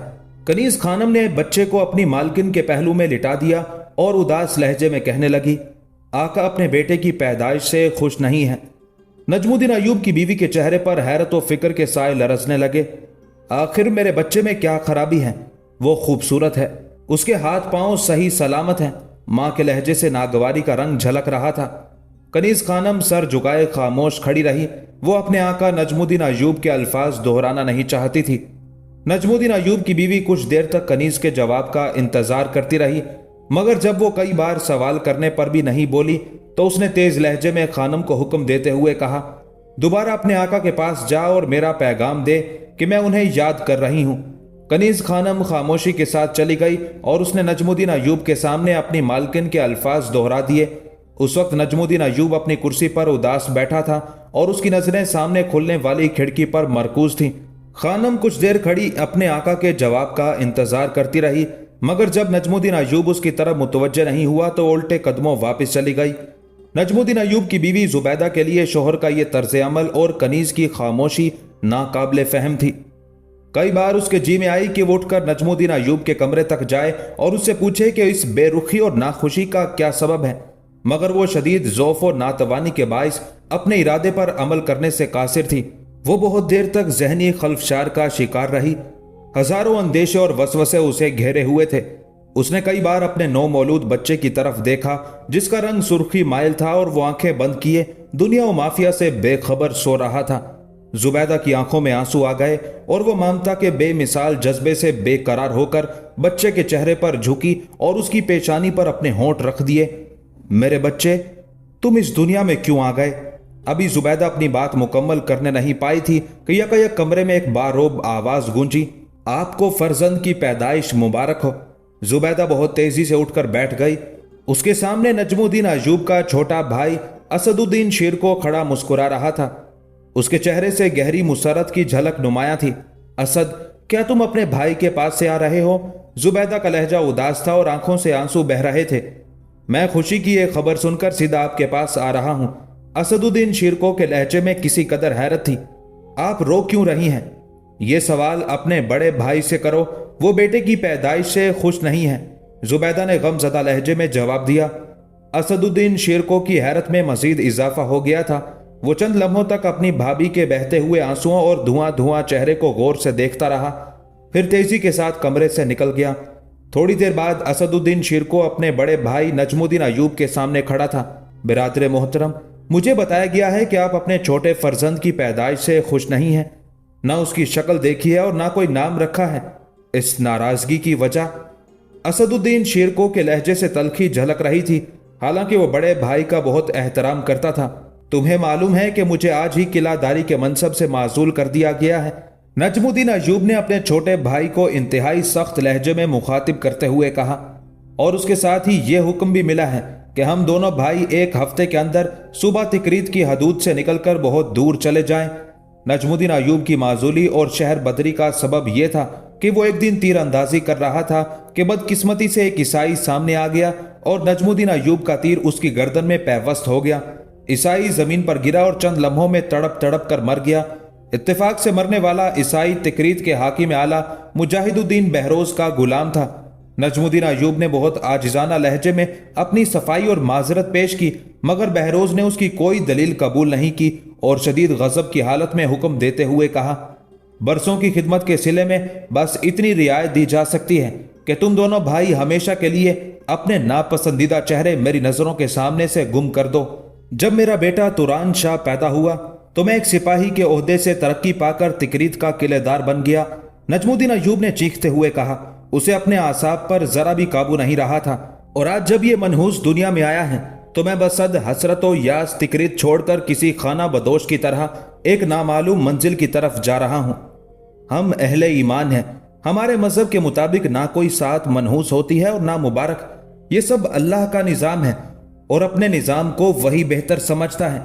असदुद्दीन शिरको ने बड़े भाई का गुस्सा ठंडा करने के लिए इंतहाई नरम लहजा इख्तियार करते हुए कहा, मत समझाओ मुझे कि मनहूस क्या होता है और मुबारक किसे कहते हैं। नजमुद्दीन की आवाज कुछ और बुलंद हो गई थी। बड़े भाई की तरफ से गैज़ो गजब के उस मुजाहिरे पर असदुद्दीन शिरको भी खामोश ना रह सका। गुस्ताखी माफ, ईसाई गुलाम का कत्ल आपके हाथों से हुआ है, फिर इस मासूम बच्चे को यह सजा क्यों दी जा रही है? नजमुद्दीन अय्यूब अपनी माजूली से इस कदर बदहवास हो गया था कि उसने छोटे भाई को भी बुरी तरह डांट दिया। मजबूरन असदुद्दीन शिरको वापस चला गया। फिर वो अपनी भावज के कमरे में दाखिल हुआ, बड़ी सरशारी के आलम में भतीजे को प्यार किया, उसके कान में अजान दी और वालेहाना अंदाज में कहने लगा, ये मेरा यूसुफ है। बच्चे के चेहरे पर एक अजीब सा नूर था, बड़ी कशिश थी, इसलिए असदुद्दीन शिरको ने भतीजे को यूसुफ का मुबारक नाम दिया। फिर उसी बच्चे यूसुफ ने सलाहुद्दीन अय्यूबी रहमतुल्लाह अलैह के नाम से शोहरत दवाम हासिल की। ये अय्यूबी खानदान पर बड़ा गिरा वक्त था। कई साल की शदीद मेहनत और जांफिशानी के बाद नजमुद्दीन किलादारी के मनसब तक पहुंचा था और फिर चंद घंटों में उससे सब कुछ छिन गया। नजमुद्दीन अय्यूब का इक़्तिदार उस मकान की तरह था जिसे ज़र्रे कसीर खर्च करने के बाद तामीर किया गया हो और जलजले के एक झटके ने उसे जमीन बोस कर दिया हो। वक्त तेजी से गुजरता जा रहा था और तिकरीत के हाकिम आला मुजाहिदुद्दीन बहरोज के हुक्म की तामील में सिर्फ एक दिन रह गया था। दोनों भाई नजमुद्दीन अय्यूब और असदुद्दीन शिरको एक कमरे में बैठे गौर कर रहे थे। کہ ان کا یہ خانہ بدوش خاندان کس علاقے کا رخ کرے کہ جہاں اسے پناہ مل جائے۔ بظاہر کوئی جائے امان نظر نہیں آ رہی تھی۔ دور تک کھلا آسمان تھا اور مایوسیوں کا گہرا اندھیرا۔ یکایک اس تاریکی میں روشنی کی ایک لکیر نمودار ہوئی اور نجم الدین ایوب مضطرب ہو کر کھڑا ہو گیا۔ کاش ایسا ہو جائے۔ نجم الدین ایوب شدید بے چینی کے عالم میں بار بار اپنا ایک ہاتھ دوسرے ہاتھ پر مار رہا تھا اور اس کی زبان سے بس یہی مخصوص الفاظ ادا ہو رہے تھے، کاش ایسا ہو جائے۔ بڑے بھائی کی یہ اضطرابی کیفیت دیکھ کر اسد الدین شیرکو بھی کھڑا ہو گیا اور پوچھنے لگا، کیا ہو جائے برادر محترم؟ چھوٹے بھائی کی بات سن کر نجم الدین ایوب کے سامنے 6 سال پرانا ایک واقعہ اپنے پورے خد و خال کے ساتھ ابھر آیا۔ یہ 526 ہجری کا زمانہ تھا اور بغداد پر عباسی خلیفہ مسترشد باللہ کی حکومت تھی۔ اسی دوران میں زنگی حکومت کے بانی عماد الدین نے عراق میں شکست کھائی اور اپنے سپاہیوں کے ہمراہ فرار ہو کر دریائے دجلہ کے بائیں کنارے پر دم لیا، مگر ابھی اس کے لیے کوئی جائے پناہ نہیں تھی، کیونکہ دشمن کا لشکر مسلسل عماد الدین زنگی کے تعاقب میں تھا۔ دریا کے اس پار ایک چٹان پر تکریت کا ناقابل تذکیر قلعہ واقع تھا۔ قلعے کے دفاع کے لیے خشکی کی طرف ایک گہری خندق کھودی گئی تھی، جس تک پہنچنے کے لیے چٹانیں کاٹ کر خفیہ سیڑھیاں بنائی گئی تھی جو قلعے کے وسط سے گزر کر دریائے دجلہ تک جاتی تھی۔ اب عماد الدین زنگی کے شکست خوردہ لشکر کے بچاؤ کی ایک ہی صورت تھی کہ اسے تکریت کے قلعے میں عارضی پناہ مل جائے، مگر یہ سب کچھ قلعہ دار کی مرضی پر منحصر تھا۔ ایسی سنگین صورتحال میں نجم الدین نے فراخ دلی، بلند حوصلگی اور اسلامی رواداری سے کام لیتے ہوئے کچھ دن کے لیے اپنے دینی بھائیوں کو قلعہ میں پناہ دے دی، پھر بڑی رازداری کے ساتھ عماد الدین زنگی کو کشتیوں کا ایک بیڑا فراہم کر دیا۔ آخری کشتی پر سوار ہونے سے پہلے عماد الدین زنگی نے بڑے والہانہ انداز میں نجم الدین ایوب کو گلے لگاتے ہوئے کہا، میرے بھائی، نہ میں اپنے اس برے وقت کو بھولوں گا اور نہ تمہارے احسان کو۔ پھر نجم الدین ایوب اس وقت تک کھڑا رہا جب تک عماد الدین زنگی اور اس کا لشکر دریائے دجلہ کے دوسرے کنارے پر اتر کر دشمن کے تعاقب اور حملے سے محفوظ نہ ہو گیا۔ پھر 6 سال بعد وقت بدلا تو عماد الدین زنگی کو پناہ دینے والا خود کھلے آسمان کے نیچے بے اما کھڑا تھا اور بار بار ایک ہی جملہ دہرا رہا تھا، کاش ایسا ہو جائے۔ نجم الدین کے ان پر اسرار الفاظ کا صرف ایک ہی مفہوم تھا کہ عماد الدین زنگی کو اپنا وعدہ یاد آ جائے جس نے اس عرصے میں دشمن کو شکست دے کر دوبارہ اپنے علاقے پر قبضہ کر لیا تھا۔ پھر جب نجم الدین ایوب نے اپنے چھوٹے بھائی کو عماد الدین زنگی کی رخصت کا آخری منظر پوری تفصیل کے ساتھ سنایا تو اسد الدین شیرکو بے ساختہ بول اٹھا، آزمائش کی اس گھڑی میں سلطان کے ظرف کو ضرور آزمایا جائے۔ ڈرتا ہوں کہ کہیں وہاں سے بھی ناکام و نامراد نہ لوٹا دیا جاؤں۔ نجم الدین ایوب نے اداس لہجے میں کہا، عیش و اقتدار بہت بڑا فتنہ ہے، جب انسان اسے حاصل کر لیتا ہے تو اپنے برے دنوں کو اس طرح بھول جاتا ہے جیسے اس پر کبھی کوئی مصیبت کی گھڑی گزری ہی نہیں تھی۔ آخر ہمارے پاس اس کے سوا چارہ بھی کیا ہے؟ اسد الدین شیرکو نے ایک ایک لفظ پر زور دے کر کہا، ہمیں ایک بار سلطان عماد الدین زنگی کے محل پر دستک ضرور دینی چاہیے۔ اگر دروازہ کھل گیا تو ہم سمجھیں گے کہ وہ ایک احسان شناس انسان ہے، ورنہ اللہ کی زمین تنگ نہیں ہے اور وہ بڑا پناہ دینے والا ہے۔ اسد الدین شیرکو بڑا اولو العزم اور شجاع نوجوان تھا۔ چھوٹے بھائی کی اس بلند حوصلگی نے نجم الدین ایوب کو بہت سہارا دیا۔ پھر وہ بیوی، چھوٹے بھائی اسد الدین شیرکو اور 3 بیٹوں توران شاہ، شمس الدولہ اور یوسف کے ساتھ تکریت کے قلعے سے باہر نکلا۔ اس وقت یوسف یعنی صلاح الدین صرف 7 دن کا تھا، اس اعتبار سے اس کا شمار دنیا کے کم سن ترین مہاجروں میں ہوتا ہے۔ پھر دشوار گزار اور طویل فاصلہ طے کر کے چند افراد پر مشتمل یہ خانمہ برباد قافلہ موصل پہنچا۔ نجم الدین ایوب کو ہرگز امید نہیں تھی کہ عماد الدین کے دربار میں اس کی شاندار پذیرائی کی جائے گی۔ زنگی حکمران نے تخت سے اتر کر نجم الدین ایوب کا استقبال کیا اور بڑے والہانہ انداز میں اسے گلے لگاتے ہوئے کہا، خوش آمدید میرے بھائی نجم الدین۔ پھر عماد الدین نے اسے اپنے تخت کے قریب وزیروں کی صف میں کرسی پر بٹھاتے ہوئے بآواز بلند کہا، تم امن و سکون اور عزت و فراغت کے ساتھ موصل میں رہو۔ اس کے بعد زنگی حکمران نے اہل دربار کی طرف دیکھتے ہوئے سورہ رحمان کی یہ آیت مقدسہ تلاوت کی، احسان کا بدلہ سوائے احسان کے کچھ نہیں ہے۔ یہ اس واقعے کی طرف اشارہ تھا جب دربدری کی حالت میں نجم الدین ایوب نے سلطان عماد الدین زنگی کو چند روز کے لیے تکریت کے قلعے میں پناہ دی تھی۔ بدبختی کا زمانہ گزر چکا تھا اور اب خاندان ایوب پر خوش قسمتی کے گہرے سائے پڑنے لگے تھے۔ سلطان عماد الدین زنگی نے نجم الدین کو اپنے مقرب درباریوں میں شامل کر لیا تھا۔ خانہ بدوشی کی زندگی سے نجات پاتے ہی نجم الدین ایوب اپنے بچوں کی تعلیم و تربیت کی طرف متوجہ ہوا۔ اب یوسف 4 سال کا ہو چکا تھا۔ اس زمانے کے رواج کے مطابق صلاح الدین کو قرآن کریم کی تعلیم حاصل کرنے کے لیے مکتب میں داخل کر دیا گیا۔ وہ اپنے دونوں بڑے بھائیوں توران شاہ اور شمس الدولہ سے بہت مختلف نظر آتا تھا۔ بچہ ہونے کے باوجود نہ وہ کسی سے جھگڑا کرتا تھا اور نہ اس کے کسی عمل سے شرارت جھلکتی تھی۔ یوسف غیر معمولی حد تک سنجیدہ تھا اور اس کی شربتی آنکھیں ہر وقت کھوئی کھوئی سی رہتی تھی، جیسے وہ کسی گہری سوچ میں گم ہو۔ اساتذہ اس کی بہت تعریفیں کرتے تھے۔ یوسف کا حافظہ بہت قوی تھا، سرسری باتوں کو بھی اپنے ذہن میں محفوظ رکھتا تھا۔ زبیدہ اپنے چھوٹے بیٹے سے بہت محبت کرتی تھی، مگر جب موصل آ کر اس کے چوتھا لڑکا ملک العادل پیدا ہوا تو فطری طور پر ماں کی محبت تقسیم ہو گئی۔ وقت تیزی سے گزر رہا تھا۔ اب یوسف یعنی صلاح الدین کی عمر 7 سال تھی کہ ایک عجیب واقعہ پیش آیا۔ سلطان عماد الدین زنگی کا دربار آراستہ تھا۔ اتفاق سے اس روز یوسف بھی اپنے باپ کے ساتھ دربار میں موجود تھا۔ موصل میں رہنے والا ایک بوڑھا عیسائی راہب مرزبان دربار میں داخل ہوا۔ سلطان عماد الدین زنگی نے گرم جوشی کے ساتھ عیسائی راہب کا استقبال کیا۔ میں سلطان کا نہایت شکر گزار ہوں کہ میری درخواست قبول کی گئی اور حکومت کے کارندوں نے وقت سے پہلے خانقاہ کا تعمیری کام مکمل کر دیا، پادری مرزبان نے بآواز بلند کہا۔ اس کے لہجے سے سلطان عماد الدین زنگی کے لیے انتہائی عقیدت جھلک رہی تھی۔ اسلامی مملکت میں بسنے والے ہر شخص کے جان و مال اور عبادت گاہوں کی حفاظت حکومت کے اولین فرائض میں شامل ہیں۔ سلطان عماد الدین نے انکسار کے لہجے میں جواب دیتے ہوئے کہا، یہ تم پر کوئی احسان نہیں ہے، مگر میں اس کے جواب میں اتنا ضرور چاہوں گا کہ تم اپنی قوم کو اہل اسلام کی رواداری اور حسن سلوک کے بارے میں ضرور بتاؤ۔ اس واقعے کی مختصر تفصیل یہ ہے کہ عیسائی راہب مرزبان کی خانقاہ بہت شکستہ ہو گئی تھی اور تیز بارش میں اس کی ایک دیوار بھی گر گئی تھی۔ نتیجتاً مرزبان نے سلطان عماد الدین زنگی کی خدمت میں ایک درخواست ارسال کی تھی کہ اس طرف توجہ دی جائے۔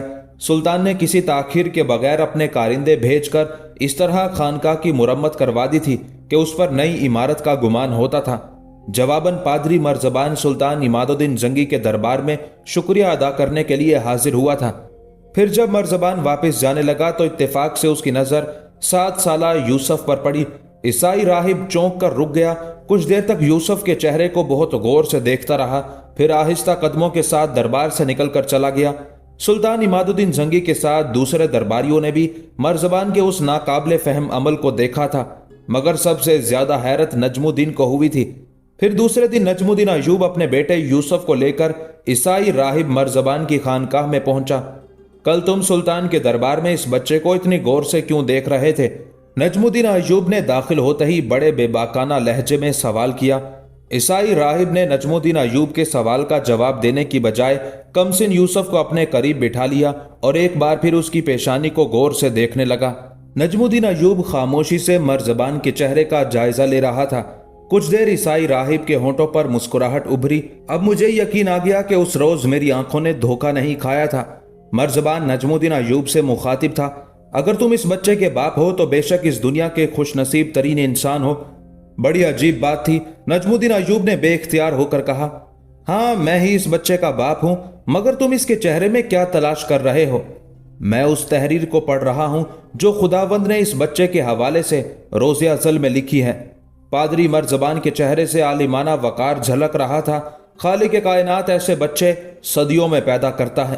نجم الدین ایوب عیسائی راہب کی پیش گوئی سن کر بہت جذباتی نظر آنے لگا تھا۔ وہ کیا تحریر ہے؟ مجھے بتاؤ۔ میری گنہگار آنکھیں اس آسمانی تحریر کو مکمل طور پر نہیں پڑھ سکتی، پادری مرزبان نے پرسوز عاجزانہ لہجے میں کہا۔ وہ انتہائی نیک اور غیر متعصب راہب تھا، اس لیے کبھی کبھی اس پر قدرت کے راز منکشف ہو جاتے تھے، اور آج اس پر ایک اور راز فاش ہو گیا تھا۔ میں اس بچے کے چہرے پر وہ روشنی دیکھ رہا ہوں جو عظیم الشان شہنشاہوں کے خد و خال میں نظر آتی ہے۔ عیسائی راہب کی بات سن کر نجم الدین پر سخت کسی کیفیت طاری ہو گئی تھی۔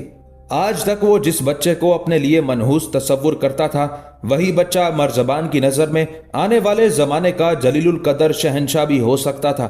عیسائی راہب کی خانقاہ سے جانے کے بعد نجم الدین ایوب نے اس عجیب واقعے کا ذکر اپنی بیوی زبیدہ سے بھی کیا۔ ماں پہلے ہی اپنے اس بیٹے سے بے پناہ محبت کرتی تھی۔ شوہر کی بات سن کر شدت جذبات سے وارفتہ ہو گئی اور رونے لگی۔ عیسائی راہب کیا بتائے گا، وہ روشنی تو میں ہر وقت اپنے یوسف کے چہرے پر دیکھتی ہوں، زبیدہ نے شکایت آمیز اور کسی قدر طنزیہ لہجے میں کہا۔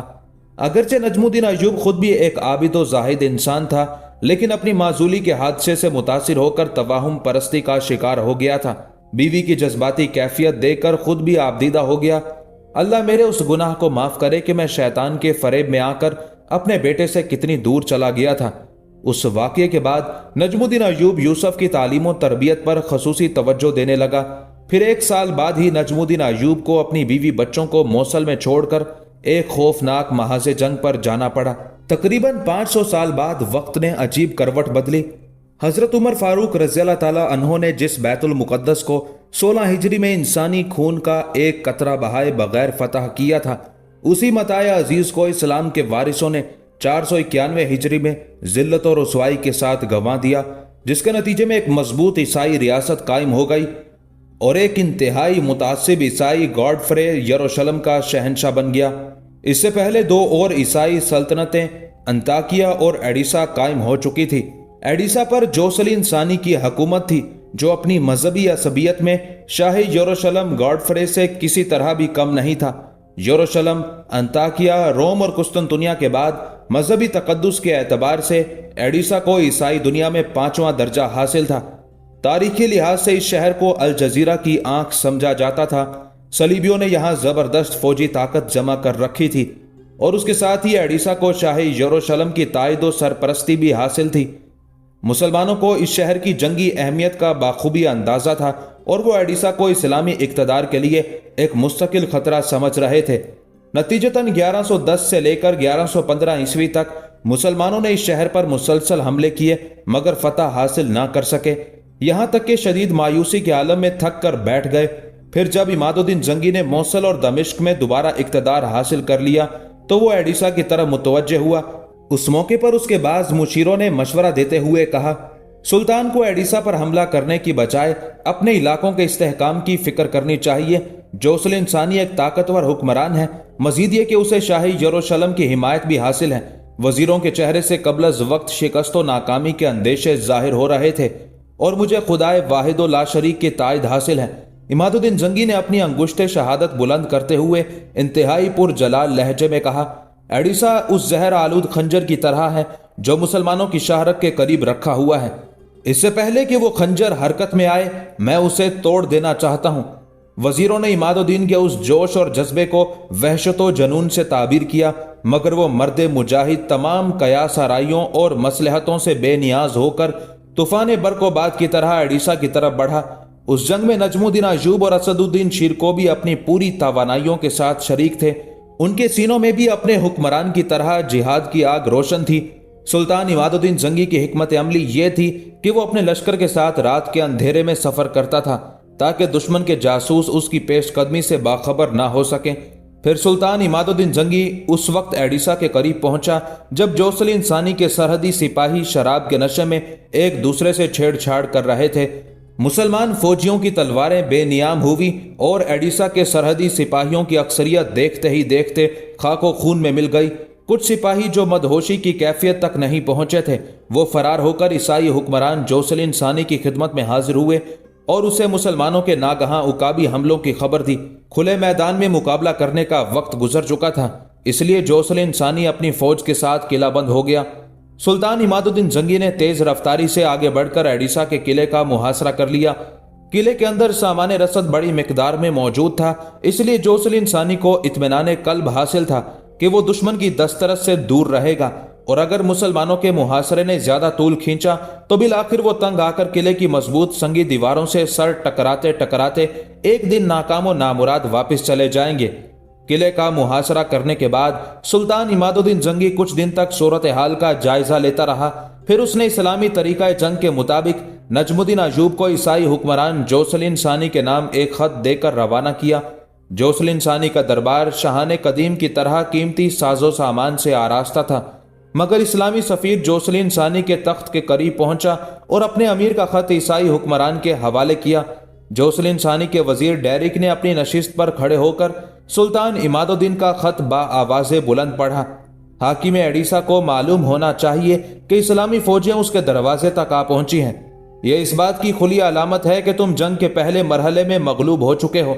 ہم نہیں چاہتے کہ جگہ جگہ انسانی خون کے تالاب بن جائیں اور ایڈیسا کی پر رونق گلیاں انسانی لاشوں سے بھر جائیں۔ اس لیے اس پر لازم ہے کہ وہ قلعے کے دروازے کھول کر ہتھیار پھینک دے۔ اس صورت میں ہم تمام عیسائیوں کے جان و مال اور عزت و آبرو کی حفاظت کی مکمل ضمانت دیتے ہیں، ورنہ پھر تلوار ہی فیصلہ کرے گی کہ کون تخت نشین ہوتا ہے اور کون زیر زمین۔ سلطان عماد الدین زنگی کا خط سن کر عیسائی حکمران جوسلین ثانی غضبناک ہو گیا اور پھر اس نے اپنے وزیر ڈیرک کے ہاتھ سے مراسلہ چھین کر اسے پرزے پرزے کر دیا۔ پھر انتہائی تحقیر آمیز لہجے میں نجم الدین ایوب کو مخاطب کرتے ہوئے بولا، اپنے سلطان سے کہہ دینا کہ اس کے خط کا یہی جواب ہے۔ نجم الدین ایوب باوقار انداز میں چلتا ہوا حاکم ایڈیسا کے دربار سے نکل گیا۔ پھر اس نے عماد الدین کی خدمت میں حاضر ہو کر سارا ماجرا بیان کر دیا۔ سلطان زنگی نے جوسلین ثانی کے اس طرز عمل کے جواب میں ایک لفظ بھی نہیں کہا۔ وہ گہری سوچ میں ڈوبا ہوا تھا اور اس کے ہونٹوں پر ہلکی سی مسکراہٹ نمایاں تھی۔ دوسرے دن سلطان عماد الدین زنگی نے نماز فجر میں اپنے لشکر کی امامت کی۔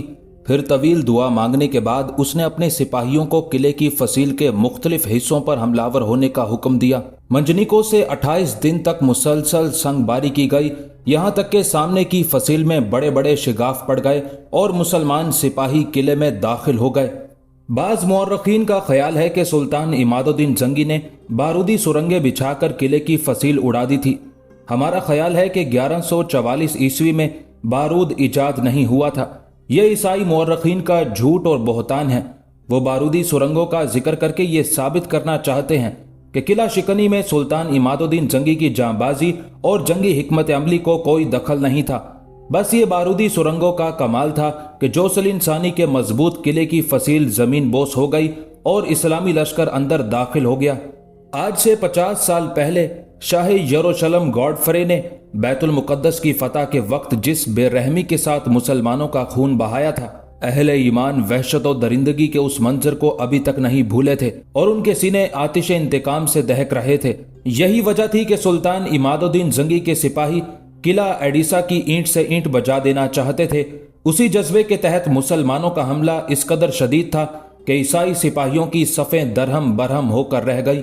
خود سلطان عماد الدین زنگی کے جوش کا یہ عالم تھا کہ اپنے محافظ سپاہیوں کو پیچھے چھوڑ کر اکیلا دشمن کی صفوں میں گھس جاتا تھا۔ جنگ ایڈیسا میں بھی ایسا کئی بار ہوا۔ نجم الدین ایوب اور اسد الدین شیر کو سلطان کے دوش بدوش لڑ رہے تھے۔ دونوں بھائیوں نے کئی مرتبہ سلطان کو سمجھانے کی کوشش کی، آپ خود کو ہلاکت میں نہ ڈالیں، کسی فرما روا کے لیے یہ طریقہ جنگ مناسب نہیں۔ سلطان عماد الدین زنگی اپنے سپہ سالاروں کو سخت لہجے میں جواب دیتا، ہلاکت و عافیت صرف اللہ کے اختیار میں ہے، قبر کی رات تو قبر ہی میں کٹے گی۔ پھر چند گھنٹوں بعد ہی عیسائی فوجیں پسپا ہونے لگی۔ مسلمان سپاہی قلعے کی بلند دیواروں کو انسانی خون میں ڈبو دینا چاہتے تھے، مگر سلطان عماد الدین زنگی نے ایک سخت فرمان کے ذریعے اپنے فوجیوں کو عیسائیوں کے قتل عام سے روکا۔ عام شہریوں کے ساتھ ہتھیار ڈال دینے والے سپاہیوں کو بھی امان بخشی گئی۔ پھر جب یہ طوفان بلا خیز تھم گیا تو سلطان عماد الدین زنگی نے تمام قیدیوں کو رہا کر دیا اور عیسائیوں کے گھروں سے لوٹا ہوا مال بھی انہیں واپس کر دیا۔ ایڈیسا کا حکمران جوسلین ثانی کسی خفیہ راستے سے فرار ہو گیا تھا۔ ایڈیسا کی شکست کی خبر سن کر پوری عیسائی دنیا میں صفے ماتم بچھ گئی۔ یروشلم کے ایک پادری شمون نے اپنا گریبان چاک کر دیا اور سر کے بال نوچ ڈالے۔ بہت دیر تک سینہ کوبی کرتا رہا، پھر گریہ اوزاری کرتے ہوئے آسمان کی طرف دیکھ کر بولا، یسوع مسیح علیہ السلام، تم اپنے نام لیواؤں کی مدد کو نہیں آئے، یہاں تک کہ عیسائی کثر اقتدار کا پہلا اہم ستون گر گیا۔ میں نہیں جانتا کہ اب مسلمانوں کے قدم کہاں رکیں گے۔ اے مقدس باپ، تو ہی انہیں روک کہ ہم بہت عاجز و ناتواں ہیں۔ ایک ہی شکست نے صلیبیوں کے ہوش و حواس اڑا دیے تھے، دوسری طرف مسلمانوں کی مسرت کا یہ عالم تھا کہ عربی کے بڑے بڑے شاعروں نے سلطان عماد الدین کی شان میں طویل قصیدے لکھے تھے۔ علماء اور مشائخ نے سلطان کو محافظ اسلام اور مجاہد کبیر کے القاب سے یاد کیا۔ اس کے ساتھ ہی خلیفہ بغداد کا فرمان جاری ہوا کہ عماد الدین زنگی کا نام خطبات میں شامل کیا جائے۔ ایڈیسا کی فتح کے بعد سلطان عماد الدین زنگی نصرت و فتح کا پرچم اڑاتا ہوا دریائے فرات کے مشرقی علاقے کی طرف بڑھا اور کئی شہر فتح کر ڈالے، ان میں سروج کا مشہور قلعہ بھی شامل تھا۔ وہ 541 ہجری کی ایک سیاہ رات تھی جب سلطان عماد الدین زنگی نے قلعہ جابر کا محاصرہ کر لیا تھا اور وہ اپنے خیمے میں گہری نیند سویا ہوا تھا۔ پہرے پر ایک مسلح غلام کھڑا تھا۔ جب رات آدھی سے زیادہ بیت گئی اور ہر طرف سناٹا پھیل گیا تو وہ غلام دبے قدموں اپنے آقا کے خیمے میں داخل ہوا اور سلطان کے سرہانے جا کر کھڑا ہو گیا۔ شمع کی مدھم روشنی میں غلام کی نظریں سلطان کے چہرے پر مرکوز تھیں۔ پھر جب اسے پورا اطمینان ہو گیا کہ سلطان پر گہری نیند کا غلبہ طاری ہے تو اس نے آہستہ سے تلوار نکالی اور پے در پہ سلطان پر کئی وار کیے۔ 65 سالہ سلطان نے سنبھلنے کی بہت کوشش کی، مگر خون اس قدر زیادہ بہہ چکا تھا کہ تھوڑی ہی دیر میں عماد الدین زنگی کی موت واقع ہو گئی۔ قاتل غلام رات کے اندھیرے میں فرار ہو گیا۔ لوگوں کا خیال ہے کہ قلعہ جابر کے حاکم نے زر کثیر دے کر سلطان کے غلام کو خرید لیا تھا، لیکن حقیقت یہ ہے کہ عماد الدین زنگی کا وہ غلام اپنے عقیدے کے اعتبار سے باطنی تھا اور حسن بن صباح کا پیروکار۔ اگرچہ شیطان حسن بن صباح کو مرے ہوئے کافی عرصہ گزر چکا تھا، مگر اس کے فدائی دنیا بھر میں پھیلے ہوئے تھے اور مسلمانوں کی صفوں میں شامل ہو کر اسلام کو شدید نقصان پہنچا رہے تھے۔ سلطان عماد الدین زنگی کی شہادت کی خبر مسلمانوں پر برق بن کر گری۔ محافظ اسلام اور مجاہد کبیر کی شہادت نے پوری ملت اسلامیہ کو سوگوار بنا دیا تھا۔ دوسری طرف عیسائی دنیا میں جشن کا سا سما تھا۔ صلیبیوں کی اکثریت شراب پی کر رقص کر رہی تھی۔ تمام گرجوں میں خصوصی عبادتوں کے بعد کہا جا رہا تھا، خداوند نے 2 سال کے اندر ہی مسلمانوں سے ایڈیسا کی شکست کا انتقام لے لیا۔ شاہ یروشلم نے اپنے درباریوں سے خطاب کرتے ہوئے کہا، یہ مقدس باپ اور بیٹے کا قہر ہے جو مسلمانوں پر نازل ہوا ہے۔ اب وہ زندگی بھر صلیبی ریاستوں پر بری نظر ڈالنے کی ہمت نہیں کریں گے۔ سلطان عماد الدین زنگی بڑا وجیح اور پرشکوہ انسان تھا۔ بڑے سے بڑا بہادر بھی اس سے آنکھ ملا کر بات نہیں کر سکتا تھا۔ وہ عابد و زاہد بھی تھا اور منصف و عادل بھی، رحم دل بھی تھا اور فیاض و سخی بھی۔ وہ سربلندی اسلام کے لیے زندہ رہا اور اسی مقصد کی تکمیل کے لیے اپنی جان بھی نذر کر دی۔ سلطان عماد الدین زنگی کا مشہور قول ہے، میں ریشم کے نرم بستر سے گھوڑے کی پشت کو، دلکش راگ سے جنگ کے شور کو اور زہرہ جبینوں کے میٹھے سروں سے ہتھیاروں کی جھنکار کو زیادہ پسند کرتا ہوں۔ جب سلطان عماد الدین زنگی کی شہادت کی خبر موصل پہنچی تو پورے شہر پر کسی ماتم کدے کا گمان ہونے لگا۔ لوگ روتے ہوئے اپنے گھروں سے شاہراہوں پر نکل آئے۔ وہ سلطان کی دریا دلی اور رعایا پروری کا ذکر کر کے زاروں قطار رو رہے تھے۔ آج وہ شخص اس دنیا سے رخصت ہو گیا جو ہماری عزت و آبرو اور جان و مال کا محافظ تھا، اور راتوں کو اس لیے جاگتا تھا کہ ہم لوگ اپنے گھروں میں سکون کی نیند سو سکیں۔ اللہ اس کی قبر کو نور سے بھر دے کہ وہ ہمارے حق میں بڑا ہی مہربان تھا۔ موصل میں ایک اور گھر بھی تھا جس کے در و دیوار پر ماتمی فضا چھائی ہوئی تھی۔ یہاں نجم الدین ایوب کی بیوی زبیدہ اور اس کے 4 بیٹے توران شاہ، شمس الدولہ، یوسف اور ملک عادل رہتے تھے۔ سلطان عماد الدین زنگی کی شہادت نے زبیدہ کو اس قدر اضطراب میں مبتلا کر دیا تھا کہ وہ اپنے آنسوؤں پر قابو نہ رکھ سکی تھی۔ ماں کو روتے ہوئے دیکھ کر صلاح الدین بھی بے قرار ہو گیا۔ ام محترم، آپ کیوں روتی ہیں؟ یوسف نے ماں سے درد مندانہ لہجے میں سوال کیا۔ اس وقت اس کی عمر 9 سال تھی۔ ہمارے محسن سلطان عماد الدین زنگی شہید کر دیے گئے، زبیدہ نے انتہائی رقت آمیز لہجے میں کہا۔ یہ المناک خبر سن کر یوسف بھی اداس ہو گیا اور اسے وہ مناظر یاد آنے لگے جب سلطان شہید اس کے ساتھ نہایت شفقت و محبت سے پیش آتا تھا۔ ایک بار عماد الدین زنگی نے موصل میں ایک خصوصی مجلس قرات آراستہ کی تھی اور اس میں کم سن بچوں کو تلاوت قرآن کریم کی دعوت دی تھی۔ شرکاء میں 7 سالہ یوسف بھی شامل تھا۔ عام طور پر علماء کے بچوں نے اس مجلس قرات میں شرکت کی تھی۔ صرف یوسف ایک سپہ سالار کا بیٹا تھا۔ پھر جب یہ قرات کا مقابلہ شروع ہوا تو کئی بچوں نے نہایت خوش الہانی کے ساتھ آیات مقدسہ کی تلاوت کی، مگر جب یوسف کی باری آئی تو اس نے سلطان عماد الدین زنگی کے تمام شرکاء مجلس کو رلا دیا۔ اس محفل قرات میں موصل کے بڑے بڑے علماء بھی موجود تھے۔ یوسف کی آواز میں بے پناہ سوز تھا اور اسی وجہ سے وہی پہلے انعام کا مستحق قرار پایا۔ سلطان عماد الدین زنگی نے بڑے والہانہ انداز میں یوسف کو مخاطب کرتے ہوئے کہا، لڑکے میرے قریب آؤ۔ یوسف اپنی جگہ سے اٹھا اور سلطان عماد الدین زنگی کی مسند کے قریب پہنچا۔ سلطان نے بڑی محبت سے یوسف کی پیشانی کو بوسہ دیا اور پھر اس کے باپ نجم الدین کو مخاطب کرتے ہوئے کہا، تمہارے بیٹے کی آواز میں بڑا سوز ہے، مجھے یقین ہے کہ اس کے سینے میں بھی اسلام کا درد ہوگا۔ نجم الدین ایوب اور اسد الدین شیرکو کے سر فخر سے بلند ہو گئے۔ پھر سلطان عماد الدین زنگی نے یوسف کو اشرفیوں کی ایک تھیلی انعام کے طور پر دی۔ پھر پلٹ کر اپنے خادم خاص سے کہا جو مسند کے نزدیک سلطان کے پیچھے کھڑا تھا، میری تلوار لے کر آؤ۔ خادم خاص تیزی کے ساتھ محفل سے نکلا اور پھر کچھ دیر بعد ہی سلطان عماد الدین زنگی کی تلوار لے کر حاضر ہوا۔ یوسف اشرفیوں کی تھیلی لیے خاموش کھڑا تھا۔ دوسرے شرکائے مجلس بھی حیرت و سکوت کے عالم میں تھے کہ آخر سلطان نے اپنی تلوار کیوں طلب کی ہے۔ پھر حاضرین مجلس کی یہ سکوت آمیز حیرت اس وقت دور ہوئی جب سلطان عماد الدین زنگی نے اپنی شمشیر یوسف کی طرف بڑھاتے ہوئے کہا، یہ تمہارا خصوصی انعام ہے، ایک قاری کو مجاہد بھی ہونا چاہیے۔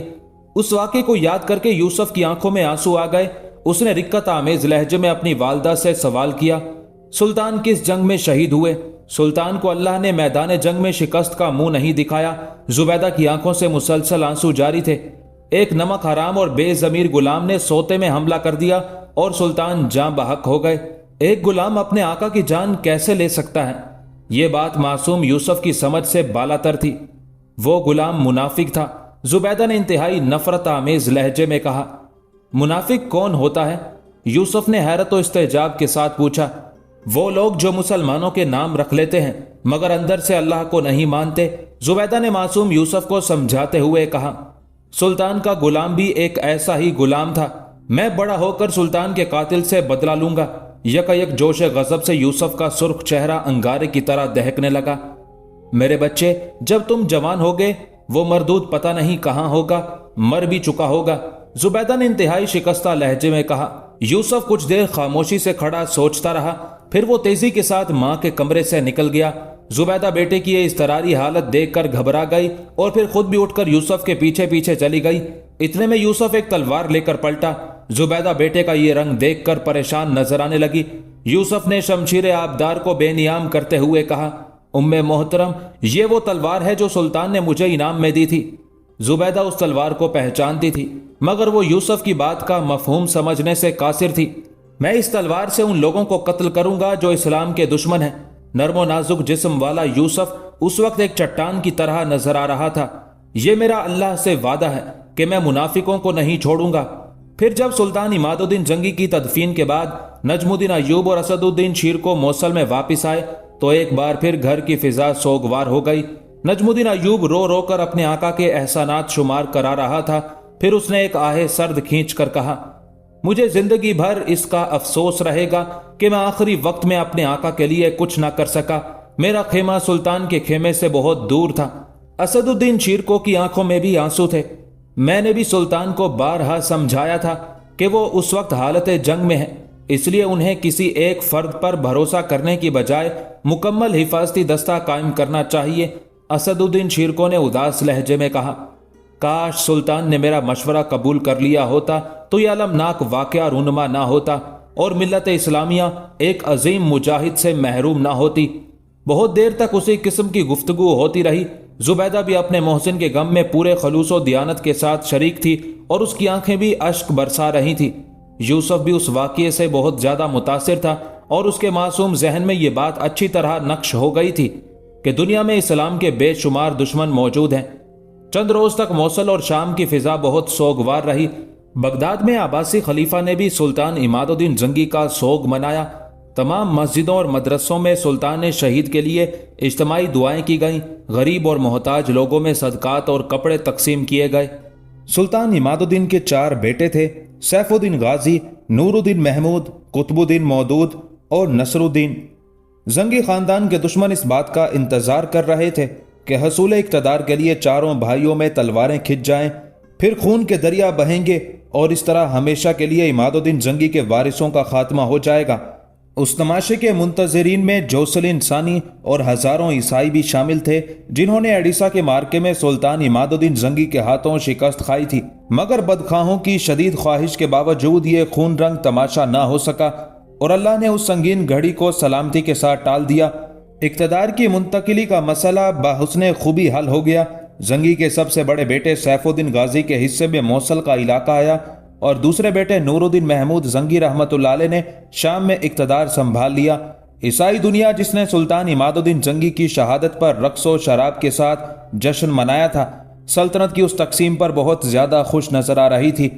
صلیبیوں کے خیال میں زنگی کی فوجی طاقت 2 حصوں میں بٹ گئی تھی، جو عیسائیوں کے لیے انتہائی نیک شگون تھا۔ اس صورتحال سے فائدہ اٹھاتے ہوئے آرمینیا کے عیسائی باشندوں نے ایک نئی چال چلی۔ ان لوگوں نے اپنے ایک معتمد شخص کو بڑی رازداری کے ساتھ انطاکیہ بھیجا۔ ایڈیسا کی طرح یہ بھی ایک مضبوط عیسائی ریاست تھی۔ ایڈیسا کا حکمران جوسلین ثانی فرار ہو کر انطاکیہ چلا گیا تھا۔ جوسلین ثانی نے آرمینیا کے معزز باشندوں کی طرف سے بھیجا ہوا خط پورے انہماک کے ساتھ پڑھا، جس میں واضح طور پر لکھا گیا تھا: عظیم جوسلین کو معلوم ہونا چاہیے کہ خونخوار عماد الدین زنگی کی سلطنت 2 حصوں میں تقسیم ہو چکی ہے۔ زنگی کے دونوں بیٹے اپنے باپ کی طرح جنگجو اور مرد میدان نہیں ہیں۔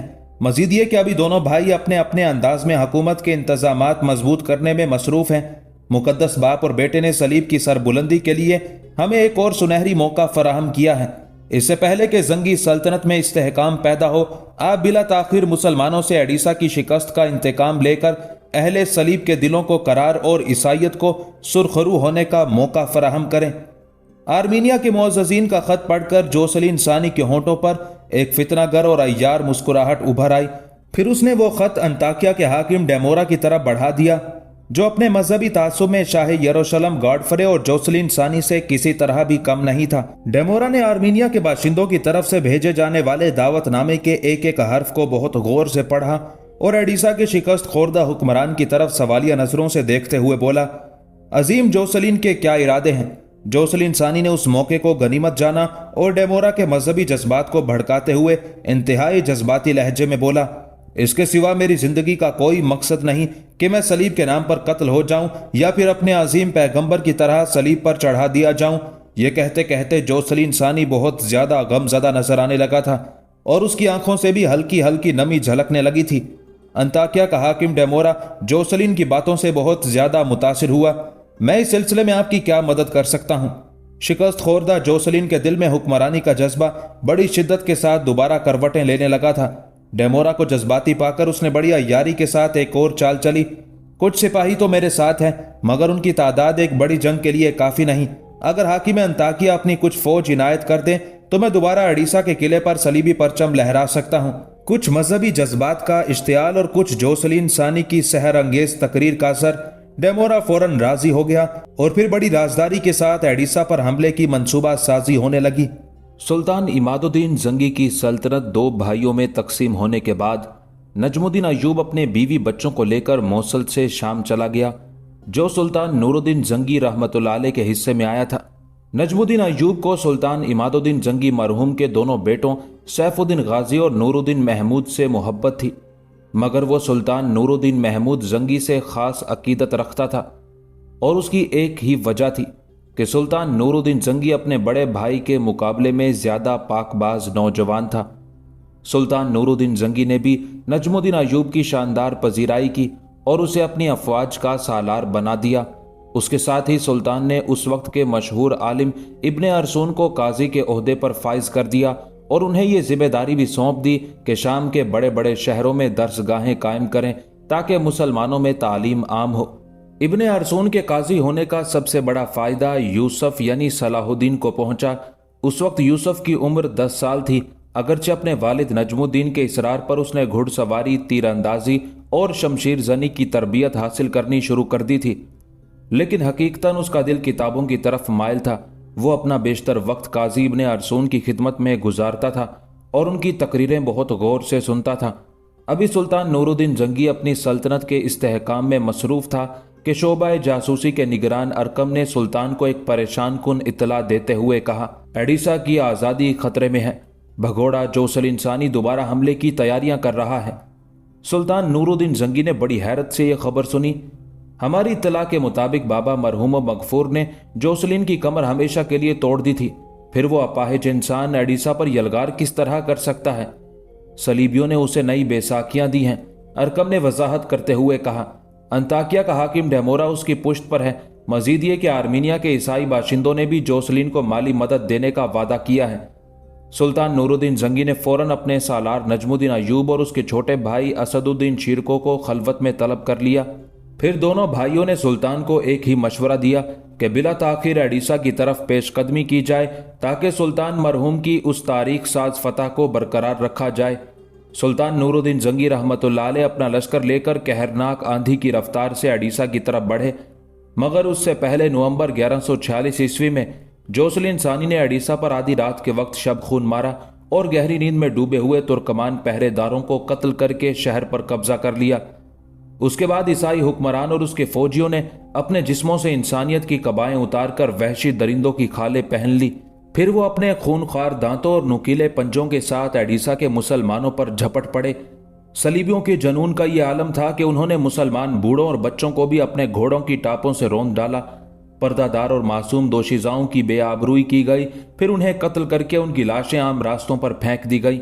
جوسلین ثانی گھوڑے کی پشت پر سوار شہر کے گرد و نواح میں ایک درندے کی طرح دھاڑتا پھر رہا تھا۔ وہ بار بار اپنی شمشیر کو ہوا میں لہراتا اور فاتح اڈیسہ سلطان عماد الدین زنگی مرحوم کی روح کو مخاطب کر کے کہتا، تو اپنے ہم مذہبوں کا حشر دیکھ رہا ہے؟ پھر خود ہی جواب دیتا، مگر تو کیسے دیکھ سکتا ہے کہ تیری تو ہڈیاں بھی قبر میں گل سڑ کر خاک ہو چکی ہوں گی۔ مسلمانوں کے اس قتل عام سے فارغ ہو کر جوسلین ثانی اڈیسہ کے قلعے کی طرف بڑھا۔ قلعے کے محصور مسلمانوں نے بڑی شجاعت کے ساتھ جوسلین کی فوج کا مقابلہ کیا۔ پھر جب مسلمانوں کے دلوں میں یہ خدشات ابھرنے لگے کہ وہ پسپا ہو جائیں گے اور صلیبی لشکر ان پر غالب آ جائے گا، تو عین اسی وقت تائید غیبی کی طرح سلطان نور الدین زنگی رحمۃ اللہ علیہ اپنی تازہ دم فوج کے ساتھ اڈیسہ آ پہنچے۔ یہ ایک آفت ناگہانی تھی جسے دیکھ کر جوسلین ثانی بدحواس ہو گیا۔ اس کی پشت پر سلطان نور الدین زنگی کا لشکر تھا اور مقابل قلعہ اڈیسہ کے محافظ سپاہی، گویا صلیبی لشکر چکی کے دو پاٹوں کے درمیان تھا۔ پھر تھوڑی ہی دیر میں جنگ کا نقشہ بدل گیا۔ مجاہدین اسلام کے نیزے صلیبی سپاہیوں کی ہڈیاں توڑ کر سینوں کے پار ہونے لگے اور ان کے سر پکی ہوئی فصل کی طرح کٹ کر زمین پر گرنے لگے۔ جوسلین ثانی بڑی مشکل سے جان بچا کر بھاگا۔ اس کے ساتھ بچے کچے عیسائی سپاہی تھے جن کی تعداد بہت مختصر تھی۔ جوسلین کی فرار کا منظر دیکھ کر سلطان نور الدین زنگی نے نہایت غضبناک لہجے میں اپنے سپاہیوں کو حکم دیا، اس درندے کا وہاں تک تعاقب کرو کہ اللہ کی وسیع و عریض زمین تنگ ہو جائے اور اس کے لیے کوئی جائے اما باقی نہ رہے۔ اگر وہ تمہاری شمشیروں کی زد میں آ جائے تو اسے قتل مت کرنا، میری آنکھیں اسے گرفتاری کی حالت میں دیکھ کر زیادہ روشن ہوں گی اور میرے بے قرار دل کو زیادہ اطمینان حاصل ہوگا۔ اپنے سلطان کا حکم سن کر مجاہدین اسلام عقابوں کی طرح اپنے شکار پر جھپٹے اور دریائے فرات تک صلیبی لشکر کا تعاقب کیا۔ انجام کار ایک معمولی مزاحمت کے بعد عیسائی سپاہیوں نے ہتھیار ڈال دیے اور جوسلین ثانی زندہ گرفتار ہوا۔ وہ ارض شام کے باشندوں کے لیے بڑا ہی عجیب دن تھا جب وہ شہر کی عام شاہراہوں پر کھڑے شدید اضطراب کے عالم میں ایک عبرتناک منظر دیکھ رہے تھے۔ مسلمان سپاہی اڈیسہ کے سابق حکمران جوسلین ثانی کو کھینچتے ہوئے دربار شام کی طرف لیے جا رہے تھے۔ جوسلین کے پیروں میں زنجیریں تھیں اور ذلت کے احساس سے اس کی گردن جھکی ہوئی تھی۔ اہل شام کے غیظ و غضب کا یہ عالم تھا کہ اگر سلطان نور الدین زنگی کا حکم درمیان میں حائل نہ ہوتا تو وہ اسے سرعام سنگسار کر دیتے۔ پھر بھی ان کے ہونٹوں پر شدید حرف ملامت تھے۔ کوئی کہہ رہا تھا، یہ ہے وہ سورما جس نے بوڑھوں اور بچوں کو تہے تیگ کیا اور کلمہ گو دوشیزاؤں کی آبرو ریزی کی۔ کسی نے اپنی نفرت کا اظہار یوں کیا، تجھ پر اللہ کی لعنت ہو۔ کسی نے مسلمان سپاہیوں کو مخاطب کر کے کہا، ہماری طرف سے سلطان کی خدمت میں عرض کر دینا کہ اسے ایک وار میں قتل نہ کریں، تڑپا تڑپا کر ماریں، اس کے جسم کا ایک ایک حصہ الگ کریں، دنیا میں اذیت دینے کے جس قدر طریقے ہیں وہ سب اس پر آزمائیں۔ ایک تو سورج کی گرمی، دوسرے ذلت اور رسوائی کا یہ تماشا۔ جوسلین ثانی پسینے میں نہایا ہوا تھا اور اس کا سر بدستور جھکا ہوا تھا۔ دوسری طرف دربار شام کا عجیب رنگ تھا۔ سلطان نور الدین زنگی اپنے وزیروں، مشیروں اور سالاروں کے ساتھ تخت پر جلوہ افروز تھے۔ سلطان کے برابر قاضی شہر ابن ارسون کی کرسی تھی۔ تمام درباریوں کی مضطرب نگاہیں دروازے پر مرکوز تھی۔ سب کو ایک شخص کا انتظار تھا اور وہ جوسلین ثانی کے سوا کوئی دوسرا نہیں تھا۔ آخر کشمکش انتظار ختم ہوئی اور دربار شام بیڑیوں کے ہلکے ہلکے شور سے گونج اٹھا۔ یہ شور ان بیڑیوں کا تھا جو مفتوح عیسائی حکمران جوسلین ثانی کے پیروں میں پڑی ہوئی تھی۔ تمام درباری اسی جابر و صفاک انسان کا انتظار کر رہے تھے۔ جوسلین ثانی کو پابا زنجیر دیکھ کر اہل دربار کے چہرے ناقابل بیان مسرت کے احساس سے چمک اٹھے۔ خود سلطان نور الدین زنگی کی خوشی کا یہ عالم تھا کہ وہ جوش اضطراب میں کھڑے ہو گئے اور سر دربار اللہ اکبر کا نعرہ بلند کیا۔ सुल्तान नूरुद्दीन जंगी की तकलीद में दूसरे दरबारी भी खड़े हो गए। वो भी दबी दबी आवाज में अपने अल्लाह की किबरियाई बयान कर रहे थे। मुजाहिदीन इस्लाम को यह अजीमुशान फतह मुबारक हो, ये कहकर सुल्तान नूरुद्दीन जंगी दोबारा तख्त पर बैठ गए। मुसलमान सिपाही जंजीरों में जकड़े हुए जोसलिन को लेकर आगे बढ़े और तख्ते सुल्तानी के करीब पहुंचकर रुक गए। अब जोसलिन सानी और सुल्तान नूरुद्दीन जंगी के दरमियान सिर्फ 2 गज का फासला हायल था। यकयक सुल्तान ने इंतहाई कहरनाक लहजे में जोसलिन को मुखातिब करते हुए कहा, मेरे मरहूम मगफूर वालिद तो तेरे सवाल का जवाब नहीं दे सकते, मगर उनका फर्जंद नूरुद्दीन महमूद तेरी हर बात का जवाब दे सकता है। यह जोसलिन सानी की उस जिल्लत आमेज हरकत की तरफ इशारा था जब ईसाई हुक्मरान ने अडीसा के मजबूर मासूम शहरियों को कत्ल करते हुए सुल्तान इमादुद्दीन जंगी मरहूम को तहकीर आमेज लहजे में आवाज देकर कहा था कि वो कब्र से निकलकर अपनी कौम का हशर देखे। जोसलिन सानी के पास सुल्तान नूरुद्दीन जंगी के उस सवाल का कोई जवाब नहीं था। वो सर झुकाए खामोश खड़ा रहा। सुल्तान नूरुद्दीन जंगी की पुरजलाल आवाज दोबारा गूंजी, अब तू मुझसे किस सलूक की तवक्को रखता है? जोसलिन सानी ने बड़ी अय्यारी के साथ अपना सर उठाया और इंतहाई आजिजाना लहजे में बोला, यह मुसलमानों की रिवायत रही है कि वो अपने दुश्मन को भी माफ कर देते हैं। मुझे यकीन है कि सुल्तान आली मकाम भी अपने हम मजहबों की रिवायत को बरकरार रखेंगे। जोसलिन सानी का तर्ज गुफ्तगू देखकर तमाम अहले दरबार हैरत ज़दा रह गए। वो फरेबकार शख्स बड़ी अय्यारी के साथ सुल्तान नूरुद्दीन जंगी के इर्द गिर्द रियाकाराना अल्फाज का जाल फैला रहा था। और ईसाइयों की रिवायत के बारे में तेरा क्या ख्याल है? सुल्तान नूरुद्दीन जंगी ने जोसलिन की दरख्वास्त का जवाब देने की बजाय उल्टा उसी से एक अजीब सवाल कर डाला। मैं जानता हूं कि ईसाइयों से कुछ गलतियां सरजद हुई हैं। जोसलिन सानी ने एक इंतहाई होशियार शातिर की तरह नई चाल चलते हुए कहा, मगर मैं अपनी कौम के अमाल का जिम्मेदार नहीं हूं। सुल्तान नूरुद्दीन जंगी बड़े सब्र व तहम्मुल के इंसान थे, मगर जोसलिन सानी की बात सुनकर शोले की तरह भड़क उठे। तेरा अपना अमाल नामा उन लोगों से कम स्याह नहीं है।